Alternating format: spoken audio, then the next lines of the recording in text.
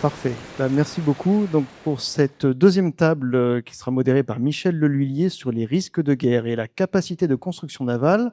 Nous recevons Madame Nathalie Mercier-Perrin, présidente du cluster maritime français, Jean-Marc Rouet, ancien président d'Aviateurs de France et président de Brittany Ferries, Monsieur Frédéric Denefle, bonjour, le directeur général du GAREX, Fabien Schaffer, qui est expert sur la construction de la politique maritime française, et Paul Touret, directeur de l'ISEMAR. Donc je vous laisse avec Michel. Oui, bonjour à tous. Nous allons donc aborder deux sujets bien distincts. Nous allons commencer par les risques de guerre, qui est une question d'actualité. Et nous avons avec nous Frédéric Denefle, le directeur général du GAREX, qui va nous entretenir de ce sujet. Ensuite, pour répondre aux recommandations du député Chenevard, nous allons aborder la question de la construction navale dans une optique aussi bien française qu'européenne. Et nous aurons là l'occasion de consulter différents intervenants qui nous permettront de faire le tour de la question. Donc, pour commencer, Frédéric Denefle, vous êtes directeur général du GAREX. Le GAREX, c'est le groupement d'assurance de risques exceptionnels. C'est un organisme qui a été créé en 1980, qui est un organisme français, mais pas nécessairement constitué de 7 assureurs, et pas nécessairement destiné à répondre à une clientèle française, franco-française. Le GAREX s'intéresse essentiellement au domaine maritime et des transports, et c'est l'un des leaders mondiaux du marché des risques de guerre. Première question, donc, pour nous instruire sur une question finalement pas très habituelle. On parle de guerre quand ça sent la poudre, mais le reste du temps, c'est bien loin des préoccupations des acteurs du maritime. Comment ça fonctionne, l'assurance de risque de guerre dans le transport maritime, précisément? En fait, c'est très simple. Le risque central, c'est le risque de navigation. Où tous les armateurs s'assurent contre le risque de navigation. Le risque de navigation, c'est tout ce qui peut se passer au cours d'une expédition maritime, à bord ou à l'extérieur, qui vont se caractériser par des incendies, des erreurs humaines qui vont conduire à des événements de mer, des échouements, des abordages, des collisions, éventuellement des incidents techniques à bord. Et tout ça, ça relève du risque ordinaire de navigation. Et dans le cadre de ce risque ordinaire de navigation, les contrats sont faits de la même manière, ou quasiment conçus, structurés de la même manière. On a une approche assez globale, on couvre tous ces risques et on rappelle à l'armateur que si jamais une situation de crise est née à l'occasion d'une situation de risque de guerre, d'une émeute, d'un mouvement populaire, d'une situation donc, de contact avec un explosif, la plupart du temps héritage d'une guerre quelconque, eh bien, tous ces cas de figure qui vont entraîner une destruction totale ou partielle du navire sont exclus de la garantie. Et donc l'armateur doit rentrer dans une deuxième phase d'analyse de son risque en disant: est-ce que j'ai besoin de me couvrir contre ce type de situation exceptionnelle, ce qui explique le terme derrière le nom du groupement GAREX, risque exceptionnel. Eh bien, si ces risques exceptionnels font partie de mon risque d'exploitation, j'ai la possibilité de m'assurer, et donc il y a un marché de l'assurance contre ces risques exceptionnels, contre ces risques de guerre, qui se met en œuvre. Et donc l'armateur étend sa garantie pour couvrir ces risques exceptionnels de façon à être couvert dans les cas où son navire soit impliqué dans ce type de situation. Et les assureurs risques de guerre, on en trouve un peu partout dans le monde. On en trouve en France avec le GAREX, mais pas seulement. On en trouve le plus grand marché de l'assurance risque de guerre, c'est l'Angleterre, les Lloyds. On en trouve en Norvège, on en trouve en Allemagne, et on a comme ça un certain nombre d'endroits dans le monde où quelques assureurs maritimes acceptent de couvrir par extension, au-delà du risque de navigation, le risque de guerre. La particularité du risque de guerre, lorsqu'il est couvert, c'est qu'il couvre à la fois le dommage matériel au navire, mais aussi la responsabilité de l'armateur au sein du même contrat. Chose qui n'est pas habituelle, parce que lorsqu'un armateur achète de la garantie, achète de l'assurance, il achète d'un côté une assurance pour couvrir son unité contre des dommages, et en général, il a une deuxième police d'assurance qui va couvrir sa responsabilité d'armateur, contractuel, délictuel, etc. Et il va acheter ce volet RC auprès des P&I, Protection and Indemnity Club, principalement en Angleterre, là aussi. Il y en a quelques autres ailleurs. Il y en a au Japon, il y en a en Chine. P&I qui vient de se constituer récemment et qui est de plus en plus actif. Et donc, on a cette dualité de risque qui est souscrit auprès de deux types d'acteurs de l'assurance qui sont très différents. On a toujours eu une séparation, tant qu'on parle du risque de navigation classique, entre l'assurance corps et l'assurance responsabilité. En matière de risque de guerre, on fait la synthèse et on couvre les deux types d'exposition. Le dommage matériel au navire, plus l'aspect RC de l'armateur. L'aspect RC de l'armateur, on pense immédiatement à la RC de l'équipage, à la RC de l'armateur vis-à-vis de l'équipage, mais pas seulement. On peut aussi penser, après une explosion de mine sur un navire qui va faire naufrage, au retirement de cette unité après une explosion. Et donc les frais de retirement seront pris en charge par les assureurs risque de guerre. Donc ils couvriront à la fois le dommage et la perte du bateau, plus tout ce qui va toucher aux dépenses qui vont être nécessaires pour retirer le navire de l'endroit où il se trouve. Donc c'est ça le risque de guerre, très brièvement, Très clair. Du point de vue des armateurs. Et dans la pratique, alors quand un navire aborde une zone à risque, j'ai compris qu'il y avait différents niveaux quand même dans le risque de guerre, comment les choses se passent-elles entre l'armateur, le bord et l'assureur? Vous avez le monde normal où rien ne se passe, on n'a pas de conflit, on n'a pas de problème, on n'a pas de difficulté. Donc un armateur va pouvoir aller là où bon lui semble, charger, décharger, transiter sans aucune difficulté. Et puis les assureurs risque de guerre décident qu'un certain nombre de zones dans le monde, de pays dans le monde, j'insiste sur la notion de zone et sur la notion de pays, sont dangereuses pour son exploitation. Et donc, dans les polices d'assurance, dans les contrats d'assurance, on identifie ces zones. Ces zones sont normées, elles ont été constituées, créées et adaptées par le Joint War Committee qui siège à Londres auprès des Lloyds. Il y a une vingtaine de pays/zones. Et ces zones devront être déclarées à l'assureur risque de guerre par l'armateur dès lors qu'il entend s'y rendre. S'il veut aller en Libye, par exemple, il doit solliciter ses assureurs risque de guerre avant d'aller en Libye. Pourquoi ? Parce qu'en Libye, il y a une guerre civile qui dure depuis 20 ans, et puis il y a tout un régime de sanctions et d'embargo qui peut être extrêmement préjudiciable à un certain nombre d'armateurs dans le cadre de leurs opérations.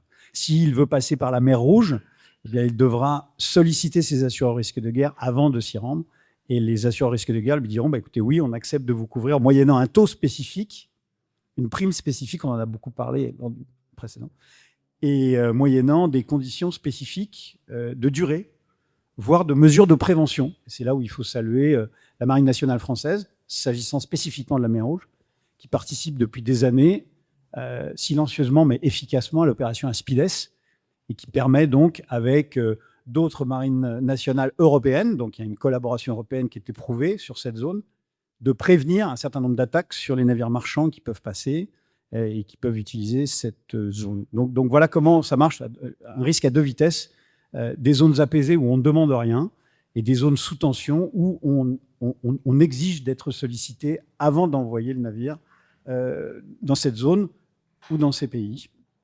Alors ces couvertures risque de guerre sont-elles sans limite? On imagine par exemple dans l'exemple de la flotte stratégique, des utilisations des navires dans des conditions inhabituelles commercialement parlant. Qu'en pensent les assureurs risque de guerre? Jusqu'à quelle limite sont-ils en mesure de couvrir à la fois la chose et la responsabilité civile? Alors, ça peut dépendre d'un marché à l'autre. On peut avoir des standards différents, mais fondamentalement, dès lors qu'un navire est impliqué dans une opération de soutien militaire, il devient potentiellement une cible. Et donc, la notion d'aléa disparaît. Le contrat d'assurance, il est structuré sur ce principe aléatoire. Et à partir du moment où l'aléa se réduit, eh bien, les assureurs répugnent à prendre en charge un risque qui est de moins en moins aléatoire. Voilà. Y a-t-il un dispositif proposé par l'État français qui permette de suppléer lorsque justement on parle de risques non aléatoires, de suppléer donc la couverture, la mise à l'abri des intérêts de l'armateur? Oui, la France est un pays qui a une longue expérience des guerres et une longue expérience des conséquences pratiques de ces guerres sur l'économie. Depuis la Seconde Guerre mondiale, on a expérimenté des situations où les agents économiques du pays ne pouvaient plus s'assurer. Et donc, faute de ne pouvoir s'assurer contre le risque de guerre, ils devaient cesser leurs activités, mettre leurs ouvriers au chômage et arrêter la production d'un certain nombre de biens essentiels pour la vie économique du pays. Donc, face à ce type de situation, l'État français, c'est particulièrement manifeste entre 1939 et 1940, a mis en place des structures assurantielles, d'abord en imposant l'assurance obligatoire contre le risque de guerre, et ensuite en structurant le marché pour que les assureurs soient obligés à mettre en œuvre cette assurance risque de guerre. Ça a commencé avec les usines françaises, qui ne pouvaient plus constituer de stock parce que les stocks étaient bombardés par l'aviation allemande. Et donc, faute de trouver de l'assurance, les industriels disaient écoutez, on ne peut plus faire fonctionner l'usine, on va plus constituer de stock, et voilà, et il nous faut un secours. Ce secours, cette obligation d'assurance locale imposée aux assureurs locaux, c'est doublé d'une liberté de se réassurer de façon à pouvoir mieux soutenir et mieux supporter en tant qu'assureur le risque de guerre. Et donc, à l'époque, les assureurs français qui s'étaient constitués en pool se réassuraient auprès des Lloyds jusqu'à ce que l'Angleterre rentre en guerre avec la France en 1942, où là, il a fallu que l'État se rende à l'évidence. Il n'était plus possible pour ces assureurs de trouver de la réassurance. Donc, l'État s'est impliqué dans la réassurance de ces différentes structures d'assurance contre le risque de guerre. Et ça a donné naissance à ce qui est devenu la CCR, la Caisse centrale de réassurance, qui est une société contrôlée par l'État à 100% et qui vient apporter son soutien dans les situations de crise, là où le marché ne peut plus répondre. Donc si demain, pour répondre et conclure sur la question, les armateurs en France ne trouvaient plus d'assurance contre le risque de guerre, en admettant que ça arrive, eh bien, il y aurait un dispositif prévu par la loi, prévu par les textes français, qui permettrait à la CCR d'apporter son concours en qualité de réassureur de dernier ressort aux assureurs qui seraient ainsi, je dirais, sécurisés, qui seraient soutenus dans leur démarche d'assurance contre le risque de guerre au profit de ces armateurs. Pour se référer à l'actualité, les États-Unis, qui ont sans doute des dispositions différentes des nôtres, ont annoncé la mise en place d'un dispositif justement assez comparable à ce qu'assure la CCR, agrémenté de 40 milliards de dollars et a priori d'une escorte de façon à permettre le passage par le détroit d'Ormuz. Qu'en est-il en réalité? Je rappelle que, j'informe l'assistance que vous débarquez tout juste des États-Unis après un voyage professionnel. Oui, j'étais à San Francisco il y a quelques jours. J'ai rencontré les acteurs américains donc, de l'assurance maritime de San Francisco et on a fait le point sur cette annonce du gouvernement américain. En fait, ce n'est qu'une annonce, il n'y a strictement rien en place. Donc rien à apprendre pour le cas de la France. Non, la France a beaucoup d'avance sur la mise en place de structures très bien. de réassurance soutenues par l'État. On a beaucoup d'avance, on a beaucoup d'histoire, on a beaucoup de savoir-faire en la matière. Et il faut le dire, parce que quelquefois on a des velléités assez critiques contre ce que peut faire l'État dans ses méandres administratifs et dans ses détails qu'on ne concerne pas toujours. En matière d'assurance et de réassurance, on a des schémas qui tiennent le coup. Et on a des schémas qui peuvent fonctionner en cas d'urgence et en cas de crise. En cas de vraie crise, c'est-à-dire à partir du moment où le marché ne peut plus du tout répondre à la demande. Il y a des conditions quand même à respecter. Hein. Mais c'est là, c'est en place. Il y a une compétence, il y a une culture. Et il y a des professionnels qui sont prêts au ministère, à Bercy et ailleurs, à prendre ce sujet en charge et à le mener à bien en cas de besoin. Merci Frédéric. Avez-vous une question ou deux sur le sujet des risques de guerre ? Faute de questions, on va passer au sujet de la... Ah, à vous Jean-Marc. Alors ça n'a rien à voir avec la guerre, mais c'est sur le risque assurantiel. Lorsqu'il y a eu le sinistre de Fukushima, un armateur français que je ne citerai pas construisait pas loin de là une flotte. Et est-ce que oui ou non, le risque d'irradiation nucléaire est couvert quelque part par une assurance quelconque? Et ce type d'assurance souveraine? Non. Le fait d'avoir un navire en navigation, un navire en construction qui serait contaminé par des radiations en tant que tel, est exclu des conditions d'assurance. Toutes les polices d'assurance dans le monde entier, tous les contrats d'assurance dans le monde entier ont des exclusions relatives à tout ce qui touche à une contamination d'origine atomique, en fait. Donc, il n'y aurait pas de réponse des assureurs sur un sinistre de cette nature. Par ailleurs, si des assureurs acceptaient de couvrir ce genre de choses, ils se retrouveraient dans le cadre d'un sinistre systémique, parce que tous les navires qui passeraient à travers un nuage radioactif, par exemple, n'auraient plus accès au port de chargement-déchargement, parce qu'on n'en voudrait plus, et seraient condamnables, en fait. Seraient condamnables, je veux dire qu'on ne pourrait plus les utiliser, parce qu'on ne peut pas décontaminer la totalité d'un navire. On n'a pas les moyens technologiques, à ma connaissance, de décontaminer la totalité d'un navire. Donc on se retrouverait avec des navires morts, et il pourrait y en avoir de nombreux, et ça serait un risque systémique, et les assureurs n'ont sans doute pas considéré qu'ils avaient les moyens de faire face à ce genre de situation. Alors moi, j'ai une petite question également. Si on est tous intéressés par ce qui se passe à Hormuz, évidemment, on a beaucoup de flottes arrêtées sur zone. Donc là, on est sur un risque de guerre qui est confirmé. Si on revient sur notamment les porte-conteneurs, dedans, on a des denrées, parce que on le rappelle, et je le rappelle évidemment, comme à chaque fois, 9 produits sur 10 que nous consommons dans le monde passent par un bateau. Et donc là, ça se voit bien. Dans ces porte-conteneurs, on va avoir du périssable, j'imagine, enfin en partie. Comment vous percevez la question de la souveraineté alimentaire en projection? On ne va pas dire dans 3 mois, on ne va pas dire dans 15 jours, mais je dirais entre deux. Comment vous le voyez d'un point de vue risque assurantiel? Parce que ça permet quand même peut-être de donner quelques pistes de lecture aussi pour les consommateurs que nous sommes avant d'être des responsables. Les navires de ligne, aujourd'hui, ne vont plus dans le Golfe Persique, pour des raisons évidentes que vous connaissez. Ils ont des navires qui sont bloqués. On a CMA-CGM, on a MSC, qui ont des navires bloqués. Les marchandises qui sont à bord, certaines sont périssables, effectivement.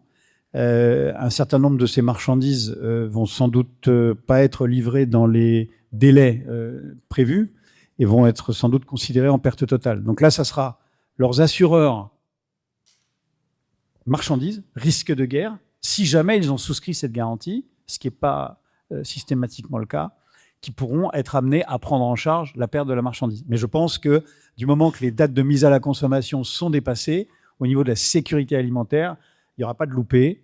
Et les marchandises qui seront présentées à la consommation seront réputées être inconsommables compte tenu des dépassements des délais de mise à la consommation. Et normalement, si des assureurs risque de guerre ont été mis en place pour ces expéditions de marchandises, ce qui n'est pas toujours le cas côté cargaison, hein, un point là-dessus qu'il faut bien faire passer, alors que les armateurs maîtrisent parfaitement bien l'assurance du risque de guerre pour leurs navires et leurs activités, ce n'est pas du tout le cas du côté des chargeurs. Côté des chargeurs, c'est Waterloo-Morne-Plaine. On a affaire à une disparité très, très importante de la maîtrise de ce type de risque. Et beaucoup de ces expéditions ne sont pas couvertes contre le risque de guerre. Donc, voilà comment les choses se passeront. Il n'y a pas à craindre, à mon sens, d'empoisonnement de qui que ce soit. Merci. Oui. Je peux. Quel est le statut actuellement, du point de vue de l'assurance, du passage à Hormuz? C'est-à-dire, est-ce qu'on est encore en zone de guerre? J'ai lu qu'on était peut-être des bateaux passent, sous quel statut? Je parle par exemple les 3 paquebots, les 4 paquebots qui sont sortis de nuit du côté d'Oman. Comment on s'est couvert sur l'assurance, ou on est dans une espèce de flou actuellement? Chaque armateur va prendre son risque. Certains vont décider qu'ils ne passeront pas sans assurance, et ceux-là, ils sont surtout conduits par leur créancier hypothécaire. Une banque va s'élever avec la dernière énergie contre le défaut d'assurance, donc va imposer à tous les armateurs d'avoir non seulement une assurance contre le risque ordinaire, une assurance RC, plus une assurance contre le risque de guerre, de plus en plus, puisqu'on va vers une conflictualisation du monde. Enfin, encore, je ne vous apprends rien. Donc, chacun de ces armateurs qui passent va adopter une stratégie en fonction de sa situation. S'il a un créancier hypothécaire, il cherchera à avoir une garantie d'assurance. S'il n'a pas de créancier hypothécaire, ou s'il s'est mis d'accord avec son créancier hypothécaire pour ne pas acheter de l'assurance, il essaiera de passer sans assurance s'il n'en trouve pas, dans la mesure où il n'en trouverait pas. Moi, je sais qu'on a mis en œuvre des passages, des assurances pour le passage du détroit d'Ormuz. Le marché l'a fait. Pas plus tard qu'il y a un quart d'heure, j'étais en train de lire mes messages, il y a un tanker japonais qui est passé avec toute sa cargaison, sans encombre, a priori. Donc, chaque unité va se positionner, et le cas échéant. Ça veut dire que la fermeture du début, notamment par la commission que vous avez citée à Londres, il y a une position qui a été infléchie quelque part. C'est pas une fermeture. Enfin, une fermeture, en tout cas, un risque assurantiel voilà, élevé. on caractérise la situation comme étant à risque. Donc, du moment que c'est à risque, chaque armateur qui y passe doit se déclarer pour obtenir le concours de ses assureurs. Ça, c'est resté en l'état, et c'était déjà le cas avant le début du conflit. Donc, de ce point de vue-là, il n'y a pas eu de changement. Le changement, il est intervenu le 3 mars, après le début du conflit, où la zone à risque a été élargie, et on a identifié un certain nombre de pays, Oman, Koweït, Qatar, qu'on a rajouté à la liste des zones à risque. La façon d'Ormuz, mais dans ce cas précis, on a un autre sujet, c'est l'embargo américain qui se fait plus sud. On n'est pas tout à fait en zone de guerre, mais en même temps, la cargaison, si le bateau doit faire demi-tour, on se retrouve dans la même situation. Est-ce que c'est couvert de la même façon ou c'est complètement différent? L'embargo américain s'exerce sur les navires qui ont été en contact avec l'Iran, les ports iraniens. Si vous venez du Qatar, vous n'avez pas d'embargo à craindre. Les États-Unis vous laisseront passer en admettant que vous souhaitiez passer. Donc, si vous avez été en Iran, vous êtes en situation de violation des sanctions européennes et américaines. Il n'y a personne pour vous assurer. C'est clair. Bien, merci Frédéric. Je vous propose donc d'aborder le deuxième sujet de cette table ronde, à savoir la construction navale. Je vais donner la parole à Paul Touret. Vous êtes directeur de l'ISEMAR, l'Institut... Rappelez-moi. Exactement. Excusez-moi, oui. L'Institut supérieur d'économie maritime. L'ISEMAR donc, a été créé en 1997. Vous êtes à Nantes. Son objectif, c'est de développer l'expertise de référence dans le transport maritime, sur les questions des ports et de l'industrie navale. Je crois que c'est l'amiral Hausseur qui en parlait tout à l'heure. Vous produisez tous les mois une note de synthèse extrêmement intéressante sur ces 3 sujets. Donc, je recommande, comme l'amiral, la lecture de ces notes. Ce que je vous propose de faire, c'est d'abord de faire un panorama de l'histoire de la navale, aussi bien en France qu'en Europe. J'en profite aussi pour rappeler ce qui a été annoncé il y a quelques semaines, à savoir que la Commission européenne lançait une stratégie, ça a été dit déjà dans la première table ronde, mais je le dis dans les mots choisis par la Commission européenne, il s'agit du lancement de stratégies maritimes au pluriel, portuaires, industrielles, pour stimuler la compétitivité dans l'ensemble du secteur maritime. Donc une ambition majuscule. La Commission européenne donc affiche une ambition de stimuler l'emploi, l'innovation, le leadership mondial de l'Union européenne. C'est ce que disait un peu Anne Le Grégeois tout à l'heure, s'agissant de la dimension européenne de la notion de flotte stratégique. L'Europe, effectivement, est un poids lourd maritime. Ce leadership mondial, l'Union européenne souhaite donc l'affirmer, le renforcer, aussi bien dans la construction navale que le transport maritime. Aujourd'hui, alors, que dire de cette histoire de la navale en France et en Europe? Alors justement, ce que nous dit l'Europe, c'est toujours la même chose, c'est-à-dire le marteau des ambitions et l'enclume de la réalité. Et je vais vous l'expliquer. En fait, et ça vient... Alors, il se trouve qu'à l'ISEMAR, je travaille pour les chantiers de l'Atlantique, donc je suis un peu dans le secret des dieux, donc je connais très bien la politique navale, en tout cas européenne, au niveau de ces grands chantiers. Et puis, je viens de travailler sur GICAN, sur la réparation navale, l'étude que j'ai présentée à Euromaritime il y a 4 mois. Donc, je connais bien aussi le tissu de la navale. Par la réparation, on voit aussi le tissu français. En fait, il faut rappeler comment ça s'est construit au 19e siècle. C'est simple. Pratiquement dans tous les ports, on avait un armateur 2, 3, 4. Et dans tous les ports, il y avait une forme de radoub et de la construction navale. Du navire en bois au navire métallique, etc. On arrive au tissu un peu important du milieu du XXe siècle. On a bien Dunkerque, Le Havre, les chantiers de la Loire sur Nantes et Saint-Nazaire, les chantiers de la Méditerranée, la Ciotat, la Seine, mais aussi dans tous les ports, il y en avait, puisque La Rochelle, Dieppe, on avait. Tout ça est tient à peu près la route. Ça tient bien la route de la reconstruction de la Première Guerre mondiale, de la Deuxième Guerre mondiale. Arrive le plan de fer, alors ceux qui l'ont connu s'en souviennent un peu, mais un plan de fer en 1950 qui relance la navale, mais vu de l'industrie. Et conclusion, qu'est-ce qu'on va faire à l'époque? On va faire les cargos mixtes des colonies et on va se lancer l'histoire du France. Alors, c'est un Saint-Nazaire, mais pas nazérien. Le France servira à rien, pas plus que les paquebots mixtes dans les années 50. Et en plus, à cette époque-là, on a une vraie concurrence. Faut pas oublier Onassis. C'est quoi la performance d'Onassis? C'est d'acheter des bateaux allemands performants, des pétroliers, puis les navires japonais. Et en fait, vous avez un déclin progressif de la navale française, mais qui va être comblé par une ambition, c'est-à-dire qu'on va pas réfléchir de la navale. Et on a un plan en 1970 et le plan Guéna, ça je m'en souviens, en 76, où on va écouter les armateurs. Et en fait, là, le monde maritime français, que ce soit la CGM qui se crée, mais à l'époque aussi Brittany Ferries, l'ancêtre de la SNCM, et en fait, tout le tissu armatorial français, public ou privé, s'adapte très bien dans les années 70-80. On a la 4e flotte de porte-conteneurs en 1980. Et évidemment, arrive cette catastrophe qui est un peu l'effondrement pétrolier de 1985, la concurrence asiatique sur CGM, etc. Et c'est l'époque, il faut vraiment l'avoir connue, c'est la Normède, c'est la fin de la Normède et tout ça. Et en fait, on a un effondrement de la navale dans les années 80, mais qui suit finalement un effondrement du monde maritime français, qui va se réinventer, parce que justement, Brittany Ferries, les compagnies sur la Corse, LDA, etc., et CMA-CGM vont se réinventer. Mais vont se réinventer quasiment sans la navale française. Et la navale française, un des paradoxes, c'est qu'elle disparaît dans la nationalisation des années 80, et celle qui se maintient, c'est celle qui n'a pas été nationalisée, c'est GEC Alstom, qui va devenir les chantiers de l'Atlantique, avec un programme très original, c'est de se mettre dans la croisière. Il y a 3 acteurs qui font la même chose à l'époque, les Finlandais, notamment à Turku et un peu à Helsinki et à Roma, les Allemands à Papenburg et les Italiens de Fincantieri. Et on se retrouve avec un glissement dans lequel participe très bien la France. Finalement, c'est une hyper spécialisation dans la croisière, des grands navires, de la qualité, de la valeur ajoutée, des bassins d'emploi. Chez nous, en ce moment, avec le truc, on est à 10 000 à Saint-Nazaire. On est quand même dans la jauge haute de l'emploi. Avec évidemment un avantage, dans les années 90, c'est les travailleurs de l'Est, compétences de nos bureaux d'études et de nos soudeurs, plus tous les métiers de l'Est, plus la sous-traitance.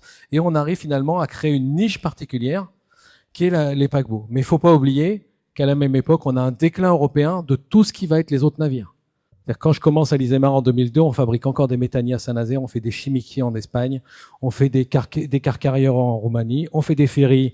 Nous, on a eu un des derniers à Saint-Nazaire d'ailleurs, en 2005. Je crois que ça va être le Casanova, et puis après, on a ceux du Nord, là, j'ai oublié.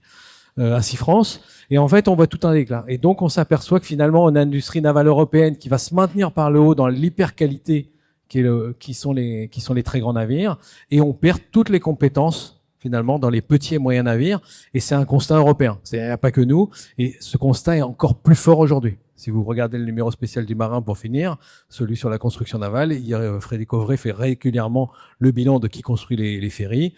Il n'y a qu'à demander à mon voisin d'où viennent ces derniers ferries. On sait bien, ils viennent encore une fois, c'est pas une critique, mais c'est quand même c'est pas un problème. En tout cas, on s'aperçoit qu'on a la niche des tout petits en bas.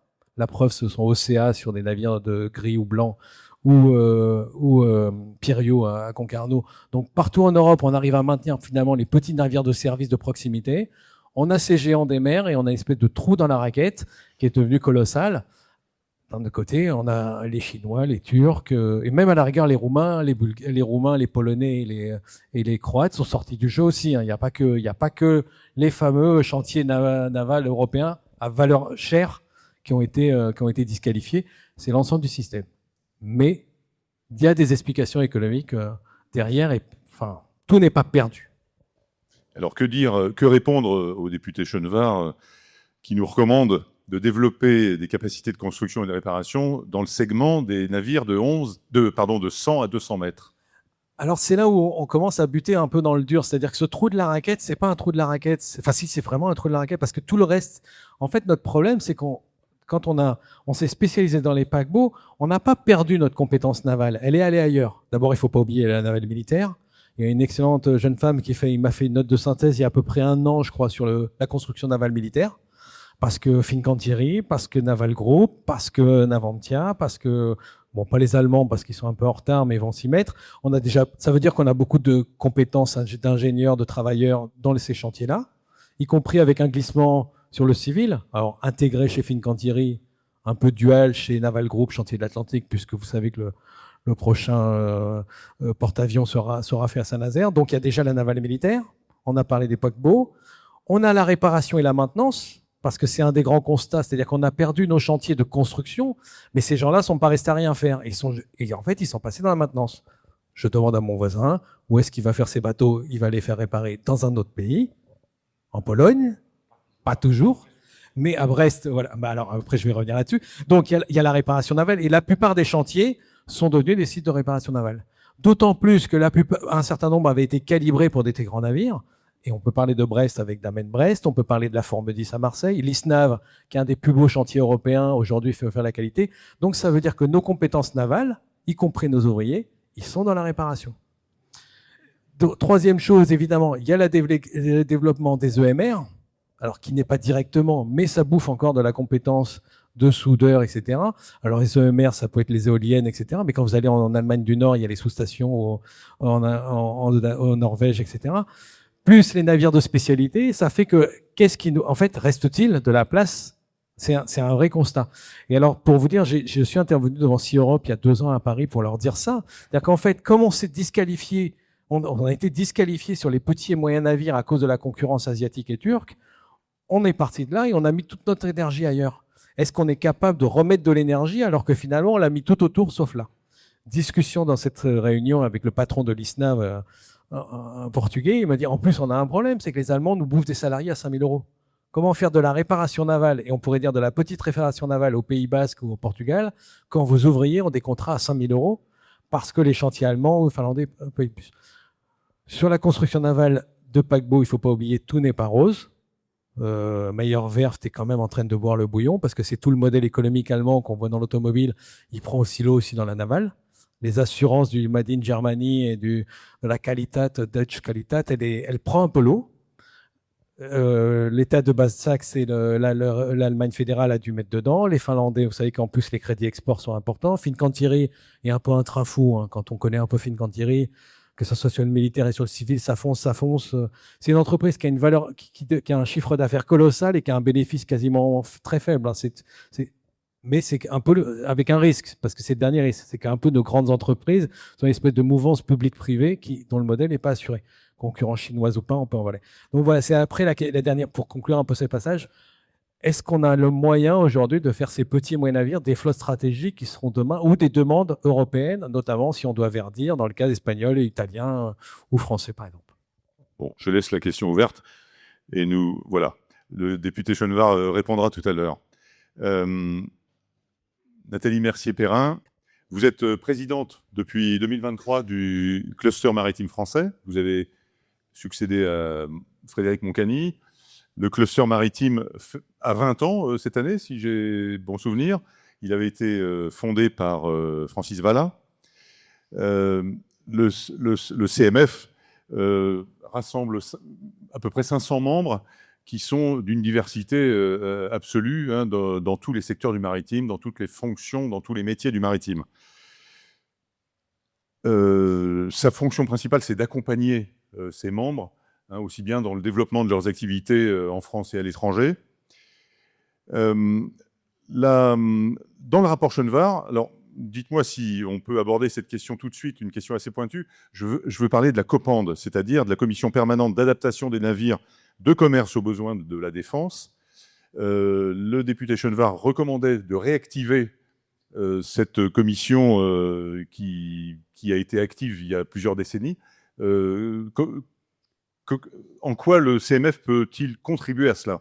Merci beaucoup, merci pour la question, merci pour l'invitation et je salue les jeunes qui sont parmi nous dans la salle aujourd'hui. Donc effectivement, tout d'abord, effectivement, le cluster maritime français a 20 ans. On salue Francis Vallat et Frédéric Moncani-Saint-Aignan qui ont œuvré pour que je puisse être là aujourd'hui et qu'on puisse parler ensemble, évidemment, d'une seule voix, la voix du maritime, sur les 11 millions de kilomètres carrés, comme c'était dit tout à l'heure. Le cluster, je le rappelle pour tous, et pour peut-être les plus jeunes, a donc des implantations sur les territoires ultramarins. Donc, on a un réseau qui couvre l'ensemble de l'archipel France. Alors, effectivement, dans les sujets qu'on aborde beaucoup et que j'aborde depuis 2 ans, il y a la question quand même de la flotte stratégique, et je vais répondre à votre question sur la réactivation de la COPAND. La flotte stratégique, c'est important, et je voudrais d'abord réagir dans le prolongement de mon propos sur ce qui a été dit dans la première table ronde. La flotte stratégique, pourquoi c'est important? D'abord, pourquoi? Et je pense qu'on doit se remémorer, y compris pour les plus jeunes, ce qu'on a vécu au moment du Covid, ce que Mayotte a vécu il n'y a pas très longtemps avec une pénurie d'eau. C'est la capacité à un moment donné à rappeler l'équipe France à l'essentiel. Et si je pose cette question au centre de la table, je pense qu'avant de parler d'Europe, on va parler de France et on va parler d'organisation. Alors, le cluster maritime français, vous l'avez très bien dit, il est au cœur d'un écosystème d'entreprises, d'écoles, de centres de recherche, et il travaille avec l'État pour un certain nombre de choses. Le premier constat que je veux partager avec vous, c'est qu'il est important d'avoir une feuille de route stratégique française. Et dedans, il y a la question de la flotte stratégique. Et pourquoi je le dis? Parce que quand on sait où on veut aller, avec qui on veut aller, et avec qui on veut aller, je vais revenir sur ce point-là, on est capable de décliner ensuite des opérations, ce que vous faites tous dans la salle au quotidien. Donc, la question, c'est que le maritime est tellement fragmenté au niveau de sa gouvernance ici, dans le pays, puisqu'on est obligé de faire de l'interministériel. Vous savez que tout le monde parle de la mer. Vous avez le ministère de la mer qui parle de la mer, le ministère des Transports parle de la mer, le ministère des Armées parle de la mer, l'Éducation nationale parle de la mer, et je peux continuer, les Outre-mer parlent de la mer. Donc, ce qui est important, c'est que sur la question qui nous touche aujourd'hui, c'est que cette question qui est quand même assez centrale, elle doit faire d'abord un consensus au niveau de l'État, et j'en appelle effectivement peut-être à une prochaine information CIMER, monsieur le député, parce que la flotte stratégique, c'est le regroupement aussi d'une réflexion qui est duale, civile et militaire. Ça, c'est le premier point. Et quand on sait ce qu'on veut, comment on le veut et avec qui on le veut, on est capable d'aller décliner aussi cette stratégie avec nos alliés. Alors les alliés, c'est peut-être l'Union européenne, on va en parler, mais c'est peut-être aussi des alliés qui ne sont pas de la Commission européenne et qui sont des alliés de la Marine nationale, par exemple. Donc, stratégie d'alliés, ça me semble effectivement important. Stratégie d'alliés, ça veut... Ce que j'ai entendu tout à l'heure, on parle beaucoup d'Europe, parce qu'on sait qu'il y a de l'argent au niveau européen, qui n'est pas toujours facile à aller récupérer. Mais peut-être que dans nos stratégies d'alliés, on va peut-être trouver effectivement du financement, et faire équipe, c'est aussi important. Si je continue sur la réactivation de la COPAND, pourquoi c'est important? On est en train de le dire, il va falloir commencer aussi à articuler, parce que la France fait partie de l'Europe, donc tout ce qui touche les standards dual et de convergence à partager entre la France et l'Europe sont centrales. Enfin, c'est absolument central. Si on veut une flotte stratégique, il faut savoir partager le produit, le chemin, et la réglementation pour arriver effectivement à ce qu'on souhaite effectivement mettre en place. J'ai entendu tout à l'heure sur la première table ronde, et je voudrais vous faire partager peut-être mon expérience Naval Group, puisque vous savez que j'étais assez longtemps chez Naval Group, et je trouve que ça serait judicieux quand on a un navire qui peut être considéré comme stratégique, flotte stratégique, dual, c'est que au moment de sa création, au moment de son architecture navale, on puisse déjà y mettre une hybridation qui sera civile et militaire. Des trucs très bêtes. Le poids, la taille des ponts, le radier, la largeur des portes, des choses qui sont absolument classiques et standards. Peut-être éventuellement une connexion ou une connectique possible pour pouvoir faire du plug and play pour d'autres opérations. Et ça, je pense que cette hybridation dans, je dirais, le bâtiment civil, au moment de sa conception, ça me semble intéressant. Si on continue sur l'activation, parce que vous avez vu et je suis en train de faire la démonstration qu'effectivement, il faut la réactiver. Il faut effectivement faire émerger des standards industriels européens communs. Ça, c'est important. Alors, on parle de CIROP et je pense qu'autour de la table, il y a d'autres organisations qui peuvent être citées, qui permettent cette interopérabilité et cette montée en puissance rapide en cas de crise. Ça, c'est important. Je fais une petite parenthèse. Je disais tout à l'heure à mon collègue qui était à ma droite, il y a un an, j'étais dans une réunion assez intéressante et très importante. Et puis, il y a quelqu'un qui a parlé du concept de flotte stratégique et il y a un Polonais qui s'est retourné et qui a dit « Mais qu'est-ce que c'est ?» Et là, on a compris que c'était peut-être une petite particularité française. Je ne suis pas sûre que le concept de flotte stratégique qu'on partage là autour de la table, même si on en a défini les contours et avec une marge de progression, je pose la question, est-il posé au niveau européen ? Est-il connu au niveau européen? Et mon collègue de droite me disait tout à l'heure, non. Alors je lui dis, où dans le monde? Il m'a dit la Chine. Voilà. Donc, flotte stratégique, si on veut faire équipe, il faut partager effectivement le même chemin et en tout cas la même traversée, pas du désert, mais de la conciliation. On rappelle que la France apporte plus de 60% de l'espace européen à l'Europe. Donc, je pense qu'effectivement, il y a une stratégie européenne, de toute façon, quoi qu'il en soit, à installer indépendamment de se dire est-ce qu'on fabrique en Europe, est-ce que les Européens... J'ouvre une deuxième parenthèse. On a bien vu avec l'Europe de la défense, c'est compliqué. Enfin, moi, j'ai bien connu Fincantieri, Naval Group égale Naviris égale quelques années après. Eh bien, je ne sais pas. Peut-être pas de programme en commun. En tout cas, des études papier, beaucoup. J'ai connu, mais c'est compliqué. Donc, la stratégie d'alliés, c'est peut-être pas toujours la stratégie européenne au sens des affaires que l'on connaît. J'ai évidemment parlé, je vais aller assez vite, les fédérations professionnelles. Vous avez parlé, je vous en remercie, du cluster qui regroupe donc à peu près 500 parties prenantes. Il y a à peu près une vingtaine, entre 20 et 30 fédérations professionnelles. Et dans ces fédérations professionnelles, on a Armateurs de France, on a le GICAN, on en a d'autres. On a évidemment le BV, qui n'est pas une fédération, mais des parties prenantes qui vont... Qui doivent travailler, et Cluster le fait très bien, ou ARM quand ça doit être, cet esprit de convergence pour effectivement faire émerger une histoire délivrable et en tout cas une temporalité, évidemment dans la même démarche. Moi, ce que je voudrais vous apporter peut-être comme grille de lecture, qu'est-ce que va faire le cluster maritime français, que peut faire le cluster maritime français? Bien sûr, initier toujours ces groupes de parole, travailler en coalition, ça c'est clair, et je pense notamment aux pôles maires qui sont pas très loin et qui travaillent aussi avec nous. Mais je dirais dans le livrable très rapide, en fait, on est en train de préparer un programme politique pour 2027. Mais après 2027, ça vous a pas échappé qu'il y aura des européennes à un moment donné entre deux. Donc, on aura des régionales, des européennes et on partira sur un cycle.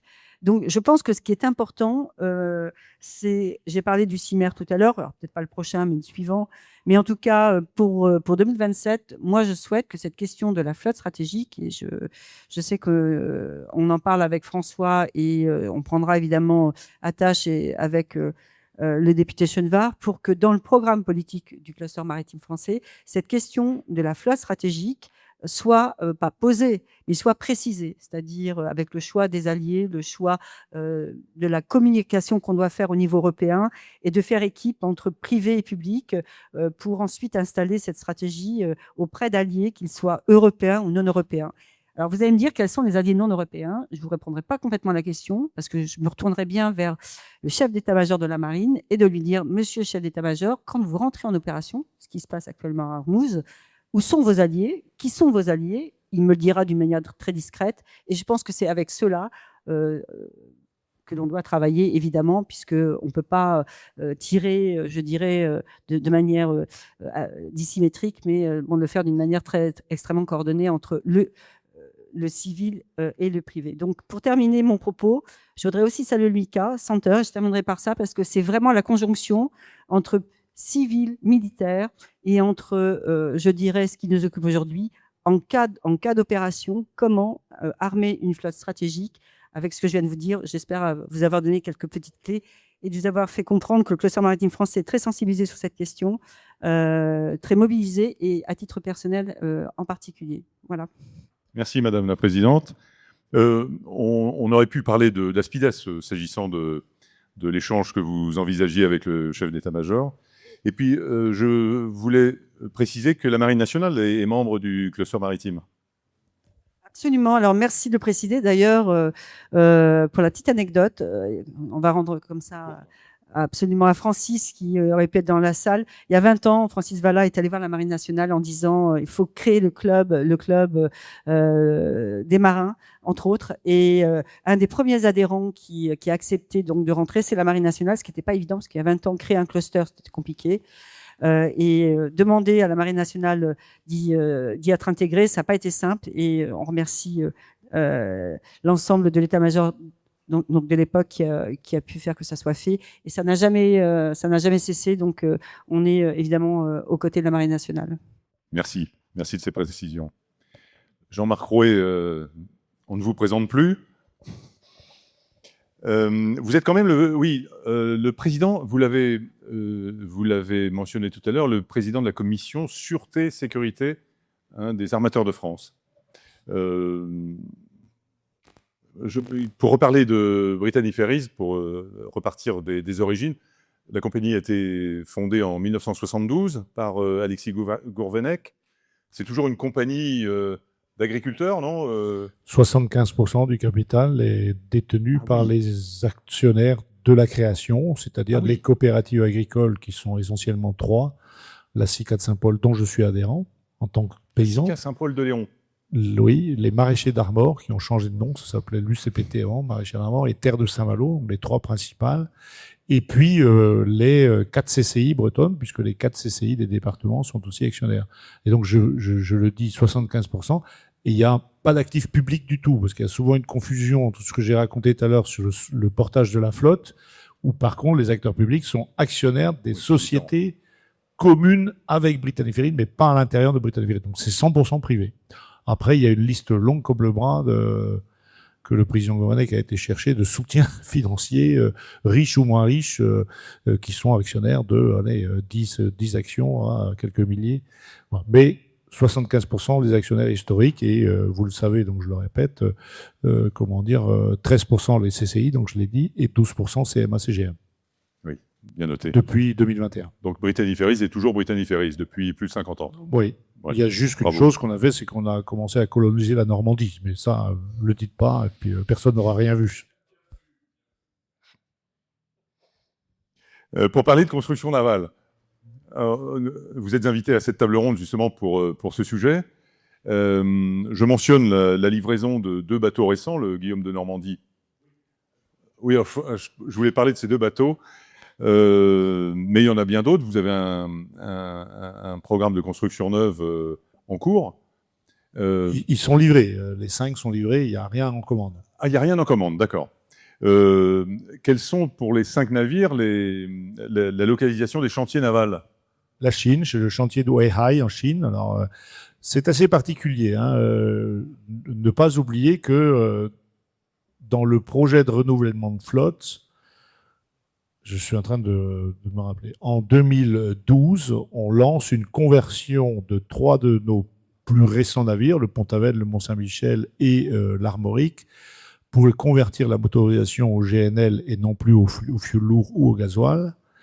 Et on construit, donc on a même été jusqu'à signer ce qu'on appelle l'APEX avec le chantier, le bureau d'études de Saint-Nazaire, puisque nous sommes partis pour construire, dans le cadre du projet Navire du futur, le bateau qui s'appelait Pegasus. Donc, évidemment, avec un nom comme ça, vous avez aussi deviné que c'était aussi un bateau GNL. En fait, dans notre projet, c'est bateau neuf et 3 bateaux convertis. Et pourquoi on fait ça? C'est parce qu'en 1er janvier 2015, tout le monde se rappelle de la norme Global Gap 2020, qui oblige les navires de commerce à passer d'un soufre à 3,5 à 0,5.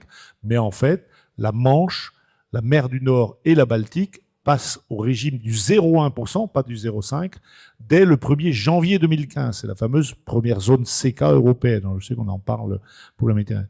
Donc notre projet, c'est pousser 4 bateaux neufs. On va aller beaucoup plus loin que la réglementation, puisqu'on ne va pas s'occuper que des oxydes de soufre, mais aussi des oxydes d'azote et aussi des particules fines. Bon, très clair. Je vais le dire, j'ai le droit. On s'est fait avoir avec toute l'administration française qui nous a fait rêver que Navire du futur, c'était un super projet. En fait, nous a fait miroiter un dispositif qui nous apporterait 40 millions d'euros de soutien sur une construction à plus de 200 pour arriver à 10 millions d'euros d'avance remboursable. Donc de dette. Donc on a abandonné, donc on a obéi la conversion aussi. Mais on était convaincu que le GNL, c'est la bonne formule. Ce qui fait qu'on a fait une deuxième opération, c'est qu'on a sollicité plusieurs bureaux d'études, dont Saint-Nazaire, et qui nous ont sorti la spécification du Honfleur. Nous avons ensuite donc lancé un appel d'offres chantier, pas que européen, mais nous avons donc shortlisté 3 chantiers européens. Alors le chantier qui était sollicité par à l'époque Ponant en Norvège, et ensuite le chantier donc qu'on a retenu donc FSG, et il y avait également les chantiers. C'était un actif russe qui avait racheté Helsinki. Donc on a shortlisté 3 chantiers et on a choisi donc un chantier allemand à je suis incapable de dire le nom, c'est imprononçable, Fischbo-Schilsberg. Voilà. À l'époque, un ami, un ancien monsieur qui travaillait chez BRS, Philippe Brault, me disait que pour lui, j'avais choisi le meilleur chantier de construction de Roro, Ropax. Il n'a jamais livré le bateau. Hein, il aurait dû être livré en début 2019. Et en fait, j'ai décidé de déchirer le contrat en juin 2020. Le chantier était donc, sous une procédure collective, puisqu'ils étaient arrêt, Covid, confinement. Donc, on a arrêté le projet. Alors, le bateau a été construit à l'issue ailleurs, repris par l'ancien actionnaire du chantier Siem. Combien est-ce qu'il a coûté? Je m'en fiche. Combien est-ce qu'il est loué? Je m'en fiche aussi. Il est aujourd'hui chez Balearia. Bon. Toujours est-il, on était aussi au GNL. Donc, ensuite, l'opportunité. Alors, je raccroche ce qu'a dit Paul. Au même moment, les armateurs de la croisière gagnent un fric fou et donc construisent une flotte. Je ne sais pas combien qu'il en est sorti depuis de chez Fincantieri, de chez Papenburg, donc Meyerwerth et des chantiers de l'Atlantique. Mais depuis 2020, il s'en est sorti, je ne sais pas, une cinquantaine. Bon. Donc vous comprenez tout de suite que, alors je prends un bateau comme il livre aujourd'hui Laurent Castin à MSC, c'est 1 milliard, 1,2 milliard de pièces. Un ferry, c'est entre 150 et 180 millions. Donc il faut quasiment qu'il en fasse 9 pour faire le même chiffre d'affaires. Bon, vous avez 9 fois le risque de vous louper et vous en prenez sur un. Bon, certes, le montant n'est pas le même. Donc, quelque part, les chantiers, comme tu l'as dit, Paul, ils ont fait un virage stratégique, ils ont tous pris de la croisière parce qu'il y a une demande colossale, il y a de l'innovation, il y a des armateurs qui gagnent beaucoup de sous, et puis vous en commandez un, vous avez X mois de travaux, contrairement à un ferry. Bon, qu'est-ce qu'il s'est passé? Stena, c'est pas moi, hein. Stena, qui est le premier armateur Ro-Ropax d'Europe, qu'est-ce qu'il a fait? Il est parti en Chine, il a envoyé son bureau d'études en Chine, 32 personnes, et il a commencé par commander 4 bateaux à Weihai, qui n'avaient jamais fait de ferry, plus 4 en option. On sait bien que le chantier est très intéressé. Pour le coup, dans les 4 premiers, on avait, nous, le Galicia. Là, le chantier a refusé de faire du GNL, mais on a un dispositif de filtration à fumée qui est extrêmement novateur, puisqu'on a une centrale de traitement de fumée qui fait que vous avez de la suie qui tombe dans un big bag là, en fin de traitement. Et ensuite, les 2 autres qui étaient dans les deuxièmes paquets de 4, donc le Salamanca et le Santonien, sont au GNL, donc j'y reviens pas. Et ils ne se sont pas arrêtés là, ils ont signé encore 4 de plus, ce qui fait déjà 12. Et là-dedans, donc, vous avez le Guillaume de Normandie et le Saint-Valo, dont Nathalie est la marraine, hein, pour rappel. Un joli filleul. Et donc, voilà le projet. Mais 12, je crois qu'il y en a 4 de plus, enfin 2 sûrement de plus, puisque Corsica Linea en reçoit un. Et en même temps, je rappelle, les 2 bateaux Glen Méridional doivent recevoir sont aussi dans le même chantier. Donc, en clair, le chantier, en l'espace de 2020 à aujourd'hui, va livrer 16 navires ferry et ils n'en faisaient pas un avant. Je dis juste une chose, parce que je suis un petit peu le méchant français qui a commandé 5 bateaux en Chine, vu du Gican. Sauf que les 5 navires que j'ai, la passerelle, elle est quasiment 100% Wärtsilä. La propulsion 100% Wärtsilä. Les moteurs électriques que nous avons sur les 2 derniers bateaux sont Wärtsilä, finlandais.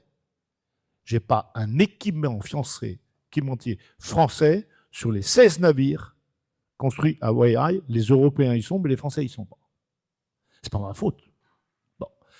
Et pour le coup, je finis, nous aurions choisi un fournisseur de batteries pour les 2 derniers. Alors, il n'est pas français, c'est une société suisse, mais qui a une usine de fabrication à Clermont-Ferrand. Au moment où il fallait livrer des batteries, ils étaient en procédure collective, tribunal de commerce. Donc, le chantier attendait les batteries. Stena aussi, qui était le propriétaire du bateau avant de le livrer. Et bien finalement, qu'est-ce qu'on a dit? Regardez, il y en a un tas là, chinoise. Mettez ça. Donc, il n'a pas de batterie européenne non plus. Ils en ont des quantités. Donc, ça a été, il n'y a même pas eu de rupture sur la construction du bateau. On a changé et puis voilà. Donc maintenant, à votre question, compliqué pour nous, dans le cadre de la crise Covid et dans l'annonce du Brexit, de s'engager sur une dette, parce qu'il faut quand même dire très clairement que Stena a accepté un modèle qui pour nous allait très bien. Ce sont des bateaux qui sont propriété Stena avec une option d'achat au bout du leasing. Ce qui fait que le leasing va nous permettre d'écraser la dette constituée pour les acheter. Hein. On a une option à 4 ans, 8 ans, 10 ans, donc peu importe. Et alors pour le coup, je ne sais même pas si je l'ai dit à Nathalie, on a fait un truc assez formidable, c'est qu'avec Stena, finalement, on a levé l'option d'achat des 2 bateaux les plus récents tout de suite. Et donc, oui, mais je vais y venir, oui, donc le Saint-Malo et le Guillaume de Normandie appartiennent aujourd'hui, bien sûr, quand on aura fini de rembourser la dette, puisqu'il y a une hypothèque navire de la part de nos prêteurs. Donc les 2 bateaux sont donc propriété, l'un de Somanor, donc cette société qui est constituée avec les collectivités territoriales normandes, et l'autre de Somavret, donc pour les Bretons. Donc ces 2 bateaux font partie aujourd'hui donc des propriétaires de ces 2 navires qui sont les navires aujourd'hui, en France en tout cas, les plus innovants en matière de décarbonation ou d'empreinte carbone, si on veut, puisqu'ils sont dual électrique, donc GNL en matière de propulsion et donc capacité donc de charge de batterie, que ce soit à terre ou que ce soit pendant le temps de navigation, ce qui permet toutes les manœuvres portuaires sans aucune émission. Juste pour dire que les manœuvres au port de Saint-Malo se font quasiment à côté des remparts et les manœuvres à Ouistreham se font aussi tout près donc du casino de Ouistreham, donc au milieu de la population quotidienne et touriste de Ouistreham. Donc évidemment, pour les 2 investisseurs, co-investisseurs région Bretagne et région Normandie, ainsi que les départements attachés, ça reste aussi quelque chose. Alors maintenant, et le futur? Je pense, malgré tout ce que a dit Paul, je pense que la plus grande difficulté aujourd'hui pour pouvoir construire un bateau neuf ailleurs qu'à Saint-Nazaire, ce serait l'infrastructure. Or, elles existent. Elles existent. Marseille et Brest, il leur manque dans le chantier naval de réparation, il leur manquerait qu'un portique. Parce que si on prend le projet que l'on a fait Honfleur, donc qui n'a pas existé, mais qui avait été constitué au départ par le bureau d'études de Saint-Nazaire, si Saint-Nazaire, alors Saint-Nazaire n'avait pas répondu puisqu'ils étaient full paquebot, mais si Saint-Nazaire l'avait construit, tous les blocs passagers auraient été construits en Roumanie et transportés pour assemblage à Saint-Nazaire. En fait, aujourd'hui, techniquement, rien n'empêche le chantier de Brest de construire un bateau. Il faut, et là aussi Paul l'a dit, il faut la compétence, c'est-à-dire les humains. Mais si on prend sur les 10 000 salariés qu'il y a à Saint-Nazaire, il y a quoi? 3 000 contractualisés au chantier? 3 000 salariés du chantier. Tous les autres, ce sont des sous-traitants et qui viennent d'Europe entière et peut-être même du monde. C'est pas parce que c'est à Saint-Nazaire qu'ils viennent. Hein. C'est parce que c'est là qu'il est le boulot. Si vous le déplacez et que vous amenez l'acier ailleurs, ils vont le faire aussi. Et juste pour dire que le chantier de Brest a eu un très très très gros arrêt technique sur le dernier qu'on a fait sur le Saint-Malo, puisque ça arrive sur des bateaux neufs, puisque le bateau est moins d'1 an, un très très gros arrêt technique et ça s'est très très bien passé. On a changé un moteur sur le Pont-Aven à Brest, c'est-à-dire que ce que je disais tout à l'heure, on a fait un grand trou dans la coque, on a sorti le moteur, on a ramené un neuf. Bon, techniquement, en tout cas, lorsqu'on leur donne des opérations qui sont quasi équivalentes à une construction, voilà. Après, c'est sûr qu'il faudrait vraisemblablement s'associer à un autre bureau d'études Et pour le coup, Saint-Nazaire est absolument, absolument compétent. Voilà. Alors, je voulais juste Merci. ajouter, dans le tissu européen, il ne faut pas oublier de qui on parle. Il y a les grands, il y a des PME qui n'arrivent pas à survivre. En fait, l'histoire de FSG, quand ils ont commandé, c'est qu'ils faisaient des rouliers. Et ils se sont engagés chez vous sur un ferry alors qu'ils n'avaient jamais fait de ferry. Ils y sont pas. Oui, mais à la rigueur. Et par exemple, on a un cas en Angleterre, par exemple, de la compagnie publique écossaise qui a commandé en Angleterre. Il y avait des contrats qui ratent. Et si on se rappelle, les ACH au Havre se sont ratés sur un navire. Il y a toujours un navire sur lequel on se rate qui clôture. Après, on a des belles entreprises, des ETI, on pourrait dire. On pourrait parler Vicentini, qui fait des bateaux à la chaîne. Et il y en a chez Corsica Linea, par exemple.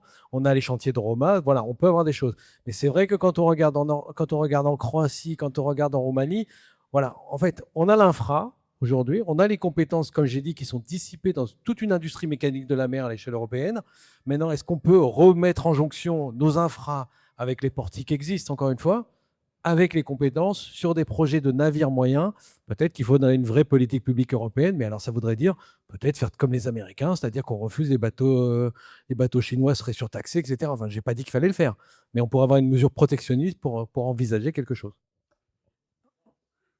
Bon, moi, je voudrais juste effectivement ajouter un petit point en se disant, mais on n'a pas le choix, il va falloir le faire, enfin, en tout cas, réinternaliser, que ce soit en France ou en partie en Europe ou chez nos alliés, mais avec la BTD ou les entreprises dites françaises, parce que derrière ça, ce qu'on est en train de dire, c'est aussi de l'emploi français. On a beaucoup parlé de start-up, d'entreprises, de grands groupes, et je dirais de toutes les infrastructures qui nourrissent une ville portuaire, une ville où on a des chantiers navals. Donc, moi, je veux mettre l'accent sur le fait de dire qu'on n'a pas d'autre choix que d'installer une vraie stratégie française, européenne / alliée, parce qu'il va falloir aussi donner de l'emploi et du chiffre d'affaires et des commandes à nos entreprises. Et Jean-Marc l'a très bien dit tout à l'heure, évidemment, je connais bien le Saint-Malo, donc la question, c'est l'innovation, c'est bien, la R&D, c'est bien, mais c'est tellement mieux quand c'est embarqué ensuite sur les produits, évidemment. Donc, et là, comme on est en train de parler du chantier, le chantier dans un pays, c'est assez structurant, donc il faut faire attention aussi à la transformation du modèle qu'on veut créer également pour embarquer toute cette chaîne de valeur. Merci de cette précision. On a bien compris le problème technique, le problème humain, le problème de ressources humaines. On va aborder, pour finir, la question de l'appui de l'État, du rôle de l'État, du rôle que l'État pourrait avoir dans cette ambition de développer la capacité de construction et de réparation navale. Donc, nous avons invité Monsieur Fabien Schaeffer, qui est un spécialiste de ces questions étatiques en matière d'appui à la construction navale. Vous faites une thèse qui est en cours sur le rôle de la France dans la construction de la politique maritime intégrée de l'Union européenne. Donc c'est un horizon non seulement français, mais européen. Vous avez participé à l'équipe de la mission gouvernementale sur la réévaluation de la flotte stratégique conduite par le député Chenevard. Donc, vous êtes ici en terrain connu, évidemment. Je voulais donc vous interroger sur les actions de l'État en mer, sur la concertation entre les différents acteurs. On parlait dans le rapport Chenevard, il est indiqué le dispositif du SIEG, à savoir attendez, hop là, j'ai mon... Service d'intérêt économique général. Service d'intérêt économique général, voilà. Donc, quelque chose d'assez peu connu chez les Béotiens comme moi, qui illustre un rôle, une ambition réelle de l'État en matière d'appui à la construction navale. Qu'en est-il ? Déjà, merci de m'avoir invité. Merci d'avoir accepté quand on a organisé un petit peu cette table ronde que je m'exprime en dernier. Non pas parce que le dernier mot revient au droit, je pense que l'actualité nous le démontre, mais parce que le droit est une discipline ancillaire. Elle est au service d'eux. Et c'était important que tout le monde s'exprime avant, parce que l'intérêt ensuite, c'est de voir comment les choses se construisent. Et donc, les questions fondamentales que l'on se pose, la première sur la flotte stratégique, puisque vous m'y invitez, c'est de se demander de quoi s'agit-il lorsqu'on parle du navire. Et on a vu, sur les différents panels que vous avez invités, qu'il y a plusieurs réponses qui viennent. C'est un objet social qui se finance, qui s'assure. C'est un chef-d'œuvre industriel, ça se construit. C'est un vecteur avec un sujet de politique portuaire, politique de transport. Portuaire parce que c'est un sujet d'aménagement aussi de territoire, c'est une liaison entre deux ports. C'est un sujet qui se retrouve aussi dans ce que l'on va avoir en termes d'outils de travail. Ça s'arme, il y a un équipage, ça s'immatricule, il y a un pavillon. Et donc on voit bien dans tout ce que je viens de développer qu'on a tout un tas de politiques sectorielles qui vont trouver à s'appliquer. Et ces politiques sectorielles, autour de l'objet juridique du navire, vont déterminer une répartition, voire un émiettement des compétences qui s'appliquent. Et donc il y a un premier sujet qui est celui de l'appréhension par la puissance publique de l'objet navire qui compose la flotte stratégique demain, aujourd'hui d'ailleurs, et qui du coup adresse un nombre d'acteurs français ou européens qui sont différents. La deuxième réponse que l'on peut avoir, au-delà de c'est un objet juridique, c'est surtout que c'est une capacité. Et c'était votre table ronde numéro 1. Cette capacité, c'est un navire câblier, c'est un navire qui transporte des passagers, c'est un vraquier, ça transporte de l'énergie, ça va intervenir sur des infrastructures critiques, sur des chantiers marins ou en fond marin. Et cette capacité répond à un besoin de l'État, d'un corps vivant, qui soit sur des besoins, ça a été évoqué, militaires, mais pas que, civils aussi. Ça renvoie à des crises qui ont pu être traversées.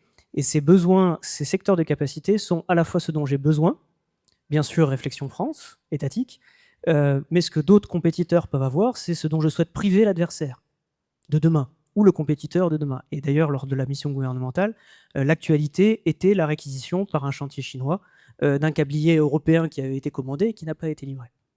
Et donc, qui interroge les sujets de souveraineté. Et vous voyez 2 pièces, 2 plateaux, 2 jeux différents, puissance publique, souveraineté. Ils se ressemblent, c'est des damiers, les pièces aussi, sauf que d'un côté on joue aux échecs et de l'autre on joue au jeu de Go. Alors en France, on a cette spécificité de savoir jouer aux deux. Et ça a été évoqué sur Flotte Stratégique, on sait de quoi on parle, puisqu'on a une continuité de l'action de l'État, avec ce concept d'action de l'État en mer. On a un patron unique pour traiter l'ensemble de ces continuums. L'amiral Réalan évoquait un continuum terre-mer, un continuum sécurité-défense, un continuum besoins économiques et capacité étatique. Parce que c'est de cela dont il s'agit lorsque l'on parle de flotte stratégique. C'est une capacité qui a la particularité de ne pas reposer sur des moyens de l'État, sur des navires gouvernementaux, qui a vocation de s'appuyer sur les règles de marché et son entretien. Et donc on joue aux échecs sur cette partition-là.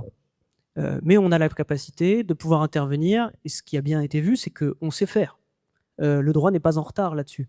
On est en capacité de réassurer, on est en capacité d'avoir des modèles d'action, on est en capacité d'avoir des autorités uniques, on est en capacité d'avoir de la planification sur le volet souveraineté. Les textes, je pense que ça c'est le deuxième grand constat que l'on a pu faire et qui ressort du rapport Schoenvar, c'est que l'ensemble des textes du corpus juridique existent.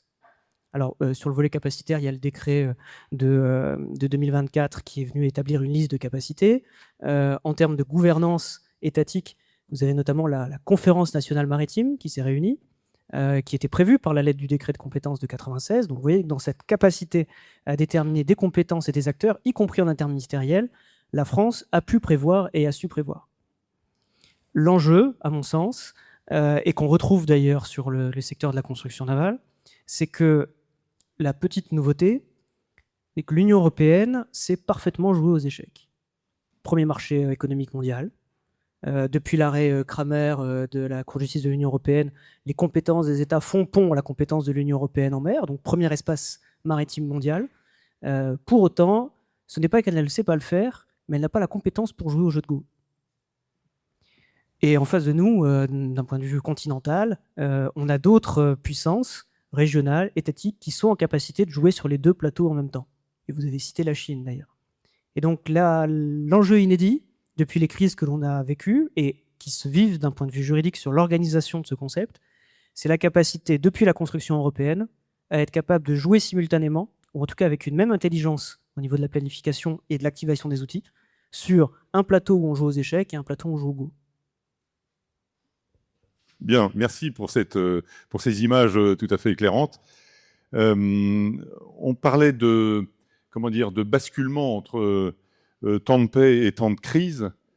Sur les aspects juridiques, comment ça fonctionne ? Alors sur on retrouve, en fait, vous décidez que le plateau, finalement, on joue plus aux échecs, on joue au Go. Vous avez cette bascule qui intervient avec une gradation. La frontière n'est pas blanche ou noire, il y a des zones grises, il y a des niveaux de progressivité. C'est des choses qui sont calées d'ailleurs sur un certain nombre d'outils de planification, y compris d'exercices, qui sont en cours. Je crois que depuis le 27, c'est-à-dire hier, jusqu'au 30, il y a l'exercice Orion 6 qui se déploie en France sur la réquisition d'outils industriels au service d'eux. Donc vous avez en effet sur ces dispositifs de bascule des éléments où on est capable de changer de régime, où des règles qui s'appliquent au niveau de situations d'exception deviennent possibles. Donc il n'y a pas d'imprévision, il n'y a pas de vide juridique. Il y a d'ailleurs des capacités à toiletter, ça a été évoqué sur la loi de programmation militaire, ça a été annoncé par l'amiral Rialan également sur des modifications qui arrivent, avec le transfert de Tramine en Capamine. Donc ces éléments d'adaptation sont capables sont en possibilité d'être activés. La difficulté, ce que j'évoquais, c'est comment est-ce qu'on est capable, dans la prévision 2, donc au moment où on imagine pouvoir demain être amené à jouer au Go, de continuer à jouer avec les règles des échecs. Et c'est ce qui était évoqué sur le volet économique, et qui nous ramène sur le sujet de la construction navale et du SIEG. C'est-à-dire la capacité normative de l'Union européenne et de la France, alignés chacun dans leur secteur de compétences, de pouvoir prévoir des dispositifs qui vont globalement être de droit souple, c'est-à-dire des dispositifs d'incitation. Ça a été évoqué sur le RIF, où ça marche assez bien, des dispositifs d'incitation économique, fiscale. On voit que l'État est en capacité de se projeter dans le secteur de marché sans être dans l'élément de reprise en main directe qui serait le cas d'une situation de crise ou de guerre. Et notamment sur le volet réassurance. Il y a l'implication dans des éléments de zone grise, ce que vous évoquez sur le SIEG, le service d'intérêt économique général, c'est-à-dire un outil qui doit tenir les règles du marché et donc de la mise en concurrence et de la concurrence loyale, mais qui pour autant obtient des indemnités ou un droit d'intervention, de compensation, de mesures de compensation publique sur du subventionnement ou autre, qui soit en capacité de compenser la difficulté qu'elle peut avoir pour rester compétitive sur le marché, tenue à flot, maintenir sa ligne de flottaison au bon niveau, en ayant tout de même cette nécessité d'assumer une charge qui est celle de préparer la bascule possible sur le jeu de Go.